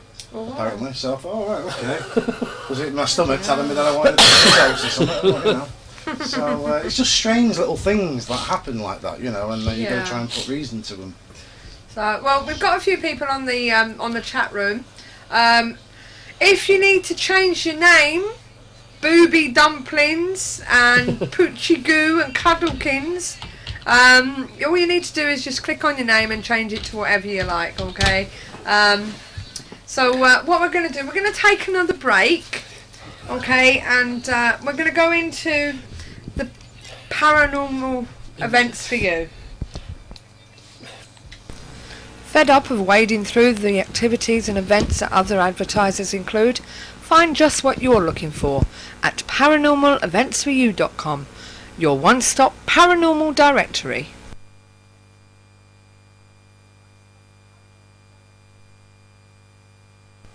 On the 21st of the 4th, there's a psychic night at the Park Inn in Harlow. On the 28th of the 4th, Sixth Sense Paranormal are off to Ruthin Jail in Ruthin, that's North Wales. On the 5th of May, UK Shadow Seekers are off to the Wigan Sea Cadets in Wigan. On the 12th of May, Night Vision Paranormal are off to Kelvedon Hatch in Brentford. On the 18th of May, at Fright Night Museum, Thackeray Museum in Leeds. You'll find the number for Liz Egan on www.thackeraymuseum.org. On the 19th of May, UK Mystic Nights Investigations are off to Fort Paul in Hull. On the 25th of May, there's a charity psychic demonstration and mini investigation at Morecambe Winter Gardens, Morecambe, and that's with Mr. Neil Munley, who was with us live in the hub on the 11th of April.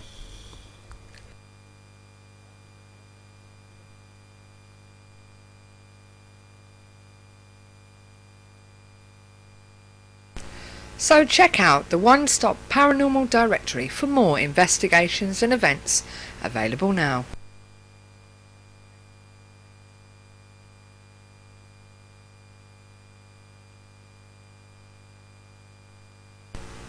ParanormalEventsForYou.com also offers banner advertising for only £10 per year. See our website for more details. ParanormalEventsForYou.com, your one-stop paranormal directory.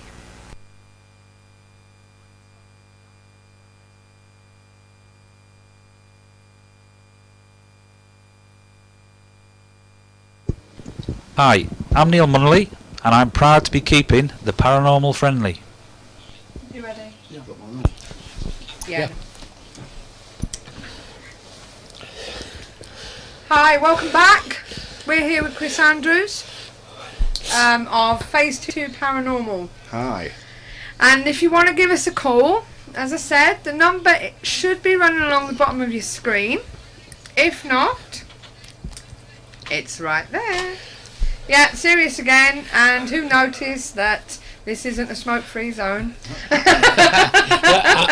trailer that was recorded earlier. And Martin said, put it out, very professional. It was a trailer that was recorded last week, I think, that one. Chris, feel free to send us an article over for Phenomena Magazine, and we'll pop in an advert in as well for you. Yeah, fantastic. All right. Lovely, thank you. So he'll do that for you. Okay. As I say, if you want to give us a call, Chris is here to ask any questions. Come on, don't be shy. I'll try to. Oh, he'll try to. You can catch him out if you like. But just for a second, I just want to let you know that we are looking for other groups to come on to talk to us and let us know about themselves and what they've been up to and where they've been and their own experiences. We are also looking for people that are actually involved in the paranormal in other ways, like UFOs and stuff like that. Cryptozoology. We've got the guys from the CFC. They're coming back on.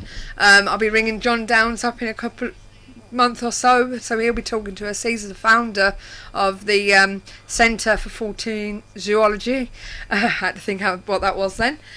So he'll be coming on. We have also, when we get back from Romania a couple of weeks afterwards, we will be having a guy on talking about past life regression. Okay, and basically we'll be doing that as well. We've also got the guy from Perception 9. He'll be coming on and talking to us about what he does down south in Dartford area. Steve Mary's coming back on in, I think we said June, wasn't it? First week in June, Steve, and also again in October. We're going to have Neil Munley coming back on talking about his bits and pieces. Mediumship and whatever else, and workshops and stuff. I thought I better reiterate that bit. So we might have a bit of a regular thing with Neil coming on. We've got to work something out. Also, I want to mention that there is also tickets left for Ian's technical course. He did put it on earlier, but I tried to catch it, but I missed it. So if you can put it on again. I believe it's staying in a haunted house and everything, and doing the technical side. It's not a fun thing, it's a proper thing. Also Sunday nights, if you're not doing anything on Sunday nights, get yourself over to the radio on City Talk 105.0, something or other, I've forgotten now. 2 seconds. City Talk, what is it? 105.2, is it? Something like that. City Talk Radio on Sunday evenings. Steve Merry, I think he's a regular on there for the Planet X, I think it's called. I'm a bit new to it myself. If you're into Zone Unknown or stuff like that, it's a bit similar to that. But it's with somebody else is doing it now. I'm not sure who's doing it, but as I say, ask him to come down. Don't forget if you want to listen to that as well. What time does that one start, Steve? Is it about the same time, 8 o'clock? So there is that as well. Chris does have meetings every month, third Thursday of the month. Last Thursday. Last Thursday of the month. And we're always looking for guest speakers as well. Yeah, always. and he's always looking for guest speakers. The Sunday show, City Talk, is on 8 till 10. Okay, don't forget you've also got other spooky radio programmes. On Tuesday night from 8 till 9 you have Robert Smith's Lipstick, which is Paul Reed. Okay, and then after that from 9 o'clock till midnight you have our very own Ghost Hunter and his super cool van with all his technical stuff and everything. So you can listen to that as well. Yes, he does, Steve. He does have a laptop projector. Yeah, we do have that. Yeah, he has big all that. DVD thing too. Yeah. And as Ian said, it's a technical invest using a placebo platform. 26th of May, overnight, includes accommodation, continues next day till dinner time, and with sensor array, etc. What's the price on that? Was again £30. So where's your meetings? Chris is going to put his meetings in where it is and what it is and what have you. That's it. The Lady Bridge Club. Judy's beat you to it. Oh, right, okay. So Steve said he'll come down and do a freebie lecture for you. Can you not do it on the 28th of on the 26th of May, please? Because I'd like to come down for that. It's the 26th of April is the next one. April, so that's what I mean. Don't do it for then. No. I mean, no, not a problem. Not a problem. I'd like to come down and see Steve as well when he does his lecture thing. So He's always come down and do it. yeah, he's that's very nice of you. Well, you know. So that's very nice of you. And who have you got for May? We had it's a medium called Helen Wilson. She came along for the first meeting that we had. And right. She was fantastic. You know, really, really fantastic. She actually gave me a reading that nobody's ever come up with. Right. You know, Okay. He wants to know when. Jude? I can contact him on Facebook. Yeah, he'll give you a contact. He said Steve. Jude. Maybe June. Sounds good to Yeah. me. Yeah, because I'll put him advertise on it. So I mean, the last. So the last Thursday. Last Thursday in June. The dates are on the website. Right, so the last Thursday in June you've got Steve Mera. Yeah. What's it up there? Last Thank you very much, Thursday Mr. Mera. Is it 28th? Last Thursday No. in June is the 28th. 28th of June. That'll be Steve. Okay, you've been booked. Judy, pencil that down, sweetheart. Problem, he says hello. Oh dear, problem. What's the problem? Can you not do that one? I'll leave you to sort that one out anyway. Well, but the anyway, next available time, whenever's possible. Yeah. Oh, okay, great. I'll be there. Last Thursday, yes. last Thursday or the third. Fantastic. Judy, get your pen and pen out. And get Right, that noted. okay. So as I said, if you'd like to come down and be part of the show, then give us a call, give us a text, and you can do. We're hoping to have Natasha and Andy from Manchester Haunted on the phone next week, telling us about how they fit in the paranormal world. And we're christening next week the Hectic Show, because we'll be flying off early hours in the morning to Romania, so it'll be quite hectic that night. So okay, but before we carry on with the rest of it, we're just going to go back to Chris and talk to him a bit more.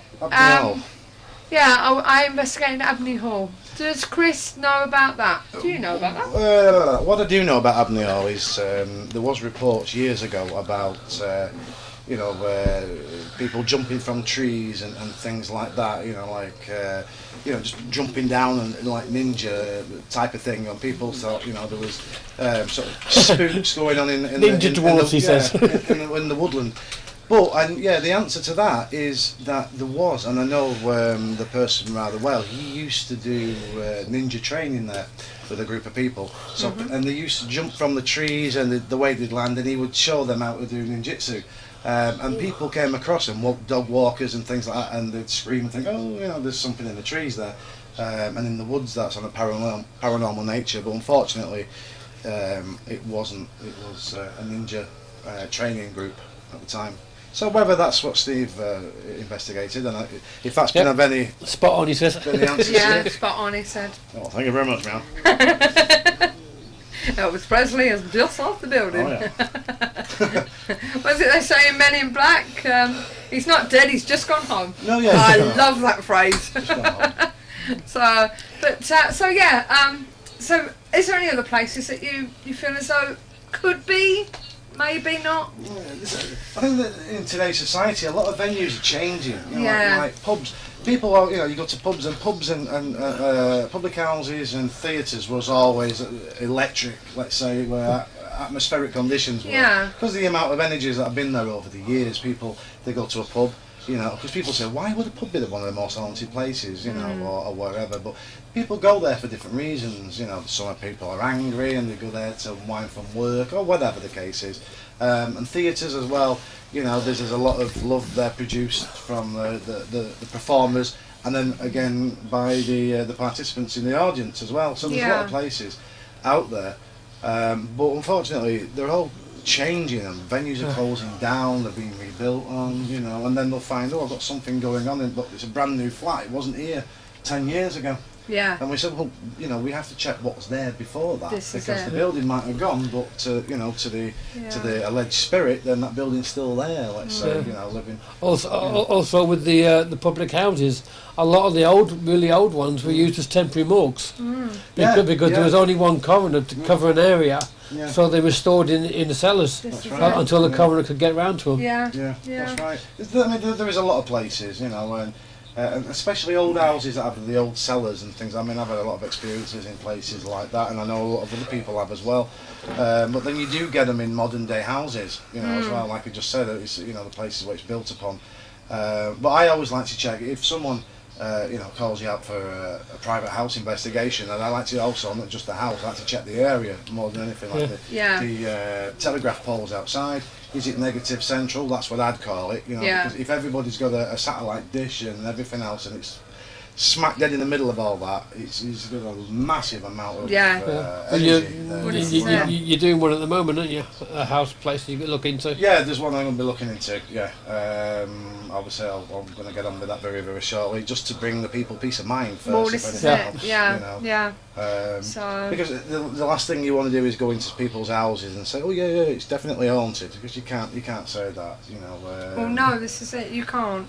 You know, and you've got to tread lightly, haven't you? Yeah, because some of it may not be haunted. It just may be something completely, you know. And their beliefs as well, you know, are completely different to your beliefs. Yeah. You know, or they're not as understanding on certain aspects and things like that. So it's just a case of, you know, easing down the people who maybe who think that they're experiencing whatever's going on, and calming the situation. And you usually tend to find, I think, in a lot of cases actually that we've done, is once we've found that the person themselves are quite happy with things and they're quite calm, then it tends to be calm nature within their house, and they stop reporting things. You know, but you do have other aspects in other areas where.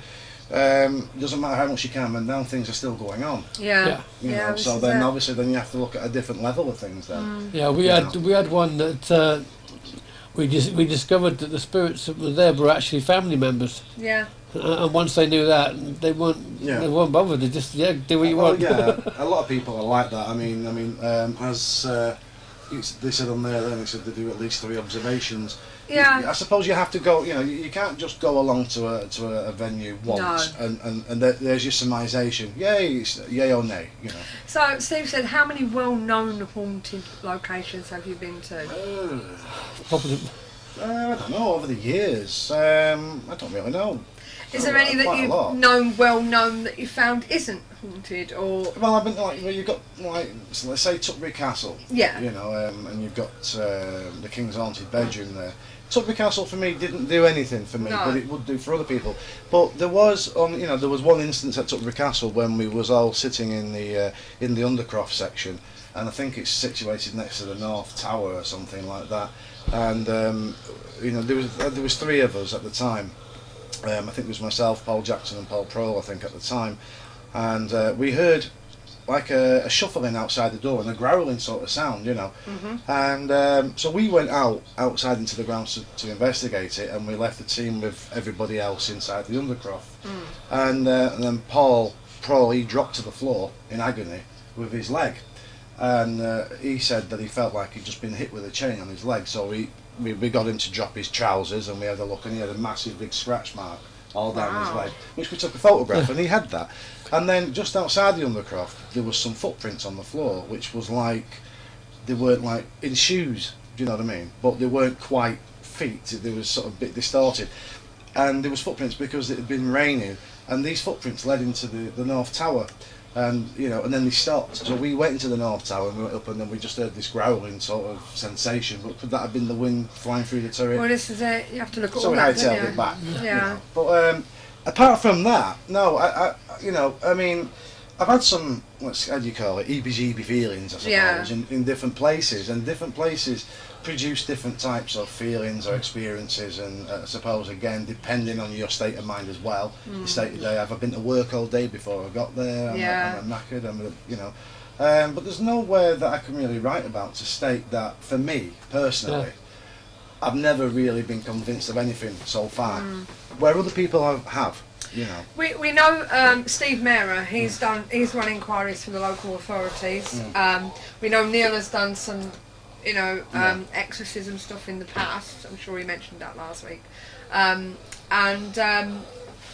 you done anything like that? Have you helped the local authorities at all? Yeah, well, we was working. We in liaison with the police actually at one stage, and that was regards the Moors murders. Oh right. Yeah. Was that when you was with? That was Zero. Yeah. With Club Zero. But we was told never, we wasn't supposed to divulge that at the time, and because of an area that we were covering where maybe the possibility of the final, one of the missings at Keith Bennett. So we was in liaison with the police regards that, and they was in liaison back with us. But for some reason, it just seemed to cease, and I think that was triggered off by an act of mediumship. Somebody had this visualization, and that came back to us, and we conveyed with the police, and some startling let's say coincidences or whatever seemed to fit the equation, so they sort of got more involved with it, and they actually logged on and registered with our forum so we could convey with each other, but they didn't want it to go public at the time, but nothing seemed to have came of it.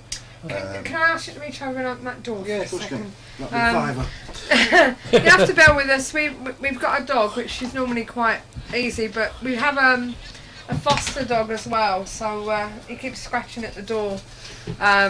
It could be straight to me. I know. Hello.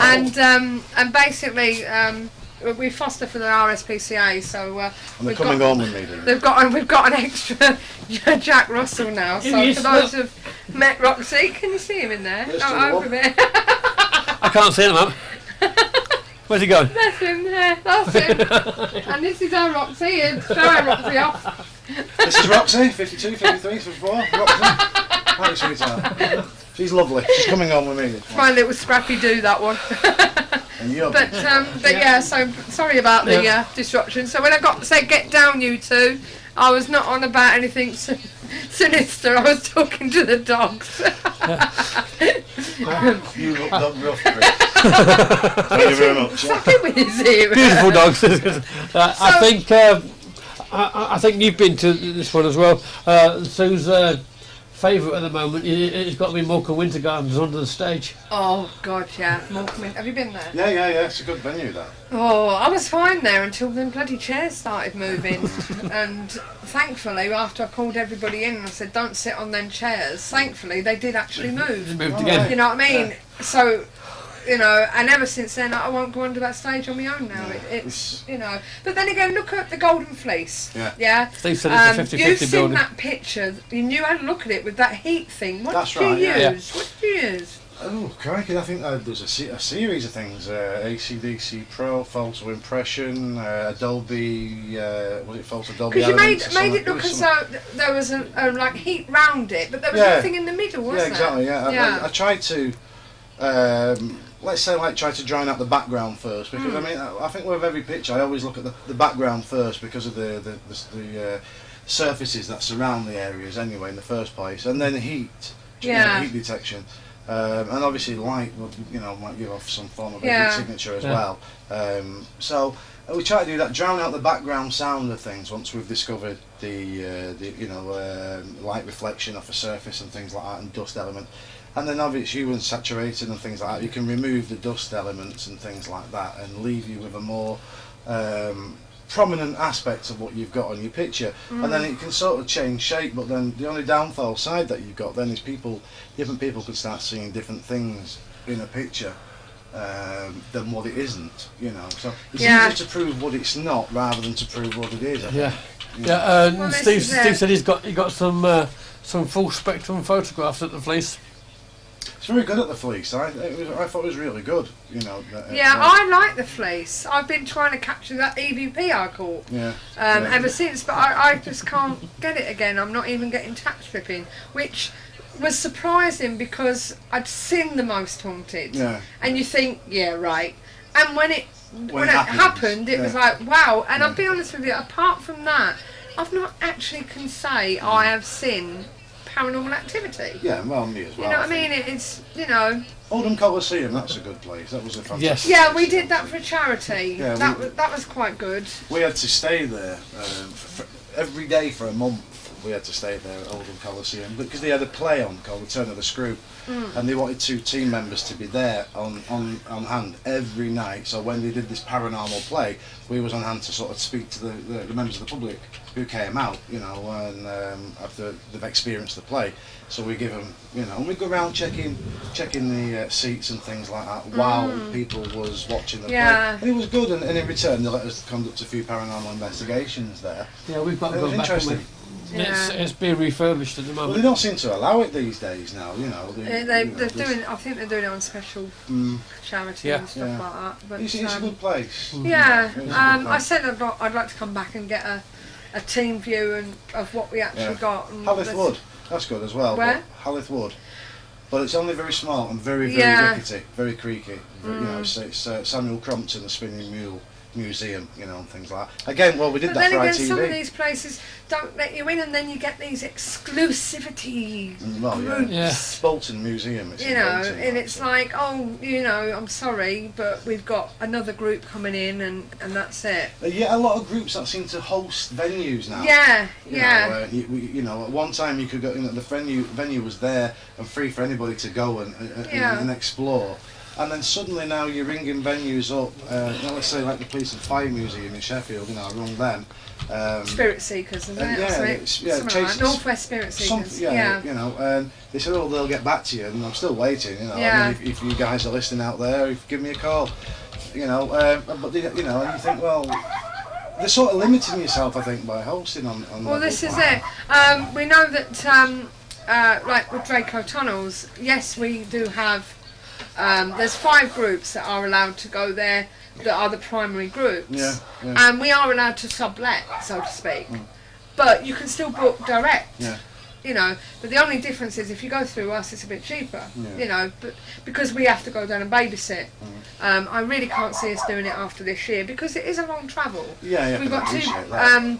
I say babysit, it's supervising really, you know what I mean? But we do have just 2 supervising jobs later on in the year, and we're going down ourselves in June.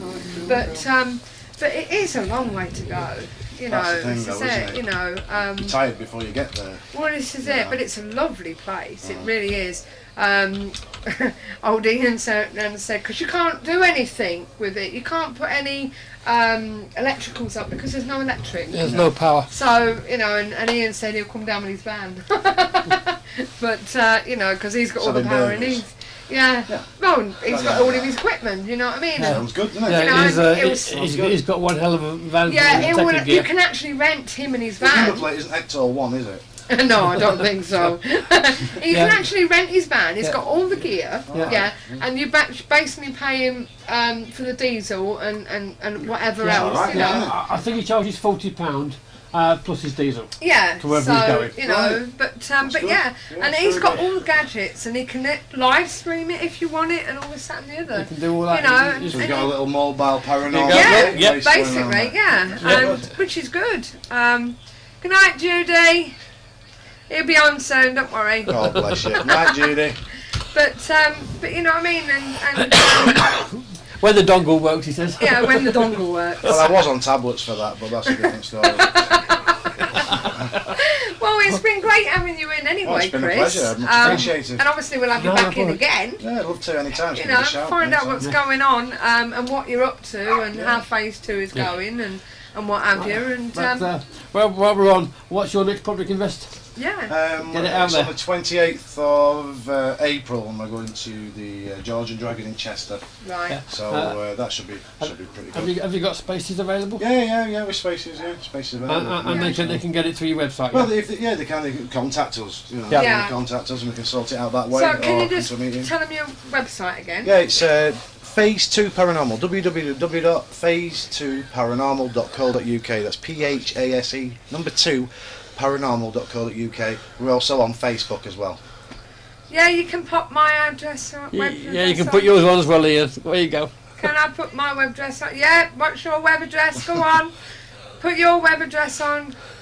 It's ianlawrenceghosthunter.co.uk. Okay, so if you have a look on there, if you ever fancy hiring him in his van, if there's, you know. Well, Yeah. if you contact me on Facebook, and I'll add your just Chris Andrews on Facebook, and I'll add your link to our website. Yeah, and Martin said, can you give me a ring when you get in? No problem. Ring me when he gets in. Okay. So he's the man with the van and a lot of stuff. So anyway, so I'd just like to wrap up tonight. I'd like to thank everybody for coming on. Again, no phone calls. What are you scared of? Just come on. Yes, we don't Give us a bite. call. We Pleasure don't speaking to you. bite. Yeah. Pleasure speaking. And we'd just like to wish you every success in your future. Thank you very much. Okay, Same and to the you rest of guys. the team. And obviously, I know I'm going to miss this month's meeting, but I'll see It's you the always following. there. But we'll see you in May. Okay, if you go on to go to You have his a good meeting, investigation. it's Yes, hope at so. the Lady The Lady Bridge Club, in Cheadle. Cheadle. It's off Meadway Road in Cheadle. The directions are on our website. And that's every Last Thursday. every last Thursday of the month, okay? Next one's 26th of April. Yeah, so you can basically look at all that on his website or on Facebook as well. Next week, as I said, we're hoping to have Natasha and Andy on from Manchester Haunted on the phone. Oh, hello. Oh, here we go. The phone coming in. Here you go. Good evening. Good evening. Can you turn your radio down, please?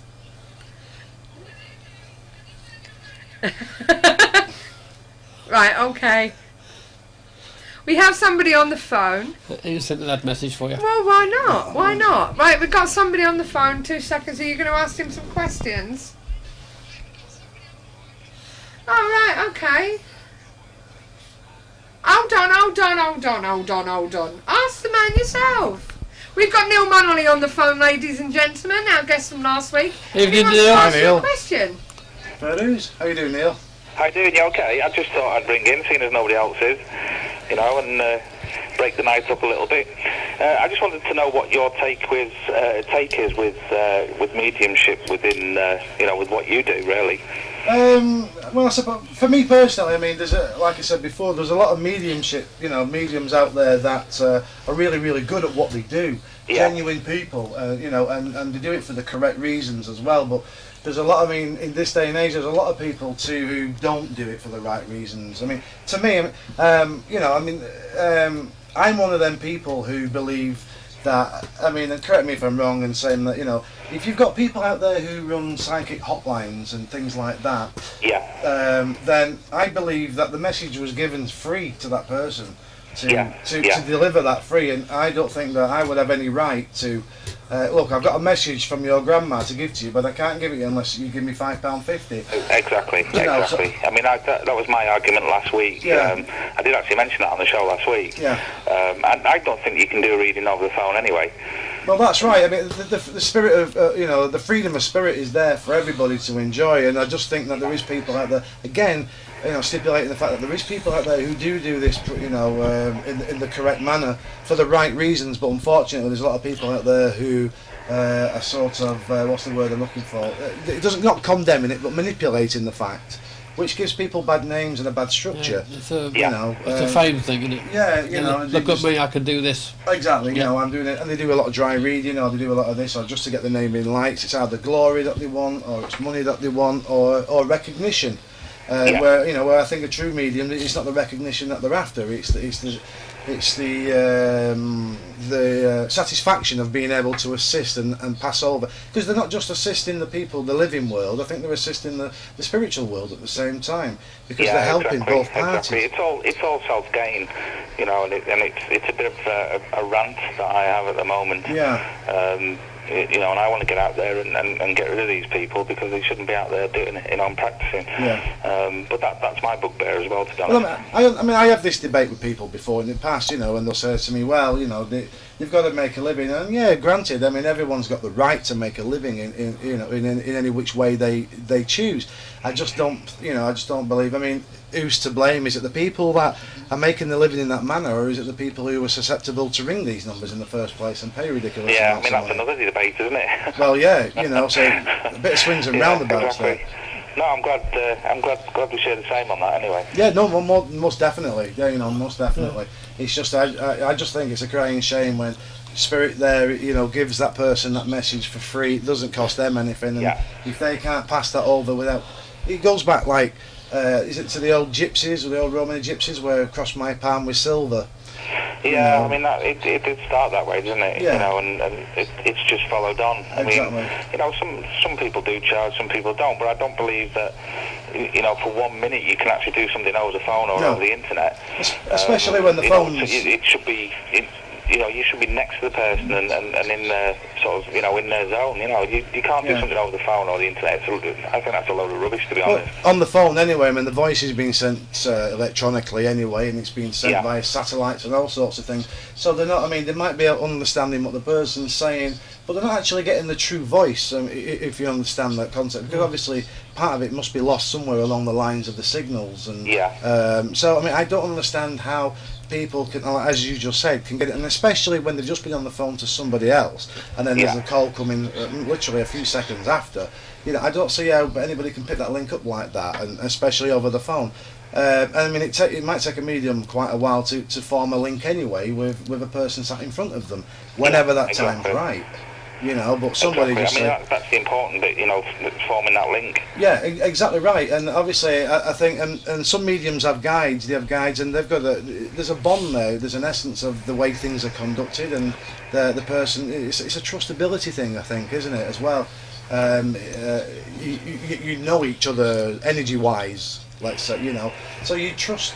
Mediums tend to trust their guides on that side of things. But I mean, who's guiding on the phone? BT. You know, because I don't understand that at all. But anybody who charges stupid amounts of money. The phone's breaking up.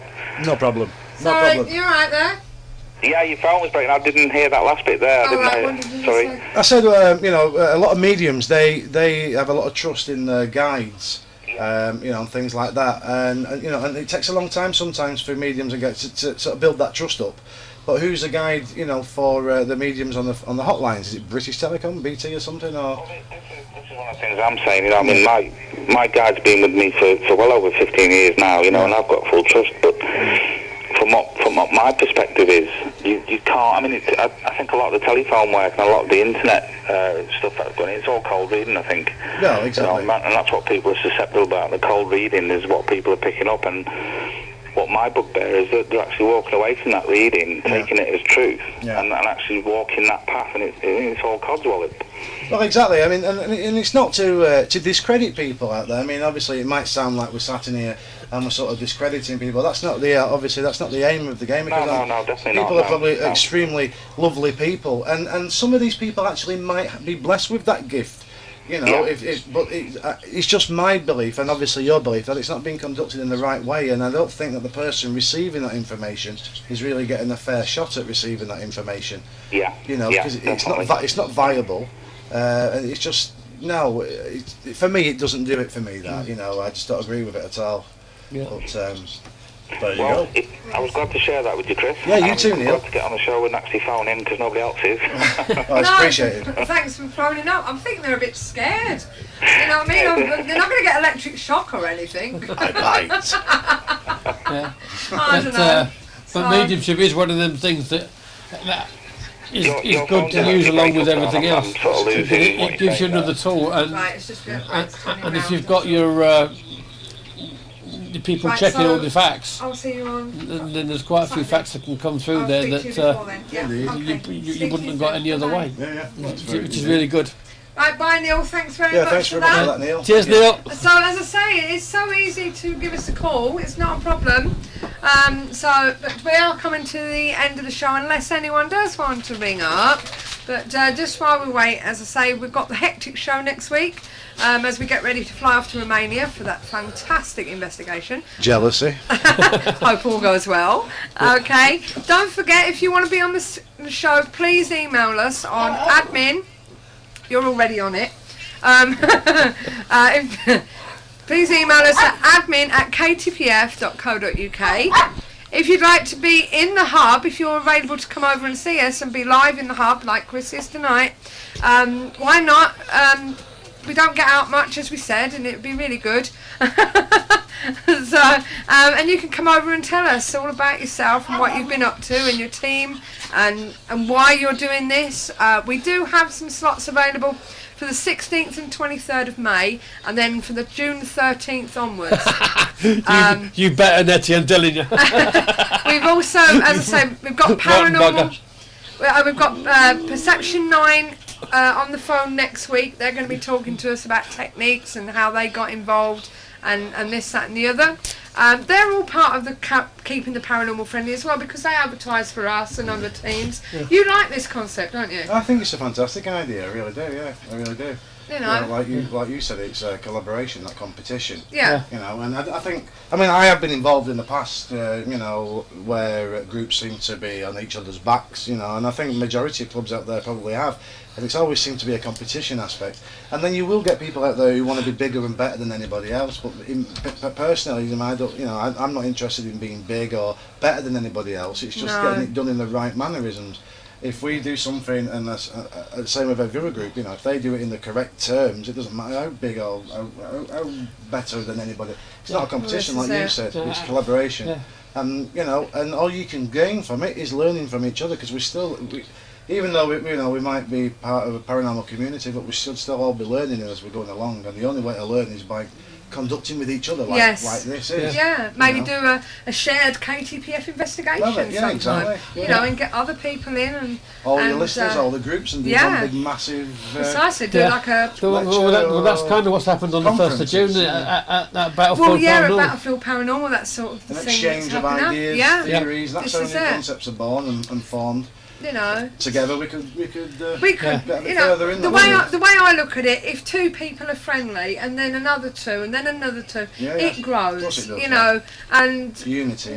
I must admit I have heard of a few people of late that have been a little bit naughty to each other. You'll always get that, unfortunately. And I must reiterate that if you are part of the KTPF, then if you're an affiliated member, which is what Chris is, he has his little badge on. He's put his little badge on his website as an affiliated member of the KTPF. If you are a member of the KTPF, whether it be affiliated or not, then you will be given one warning, because that's not what it's all about. As I say, we are actually doing affiliated members, which is for the founder of the group, so they can go into affiliated members section, which shows all about locations. We've also got the Paranormal Network, which is the Trifield Paranormal Network, which is all part of it. It's a bit of a buddy press thing where you can go on there and share your stuff and everything. There is that as well, which is all connected to that. So have a look on there. And like I said before, if you do want to do your own show and be in the hot seat like us, then contact Paul Reed here on Spooky Radio for more details, or on Facebook. And don't forget, if you've missed the show or would like to listen again to our guests from the past 4 weeks and tonight with Chris, then visit the KTPF Paranormal Community channel at www.livestream.com/KTPF, or you can even listen on YouTube as well. I'm getting the hang of it, I must admit. We'll bring you all those interesting interviews and conversations that have taken place live in the hub on Spooky Radio. And we hope you've enjoyed the show. Let me just check, make sure there's no other things. I've done a lot of work with children, and we'll be talking about it more on the next hub visit. Yep, Neil, we'll have you on soon. Okay, please pass the word around. We'd like to get more listeners. We'd like to get more people ringing in. We will be looking at more special guests. As I say, we've got a past life regression guy that will be ringing up in a few weeks, who'll be talking about that. And we'll be having the cryptozoology back again. We'll have Chris back again. Definitely. Yeah, okay. Definitely. And we want other groups in as well. Nicola's did you in as well? Nicola and her team, Nicola and Sarah, are actually popping over and bringing cake on the 30th of Yes, don't forget the cake, Nicola. May, I think it is, yeah. Cake. 30th Cake. of May. And as I say, we've got Steve Mera coming back. So please join us, because we really do want to get the paranormal talked about, and in a friendly way. So, as I say, we do hope you've enjoyed the show tonight. Thank you again for listening to the KTPF Community Show. And remember, today, tomorrow, and every Wednesday night at 8 p.m, we'd like you to keep the paranormal All friendly, guys. Hi, I'm Chris Andrews from Phase 2 Paranormal in Stockport, and I'm proud to be keeping See the you next Paranormal Wednesday. friendly, where membership is a smiling face. Hi, I'm Neil Munnelly, and I'm proud to be keeping the Paranormal friendly.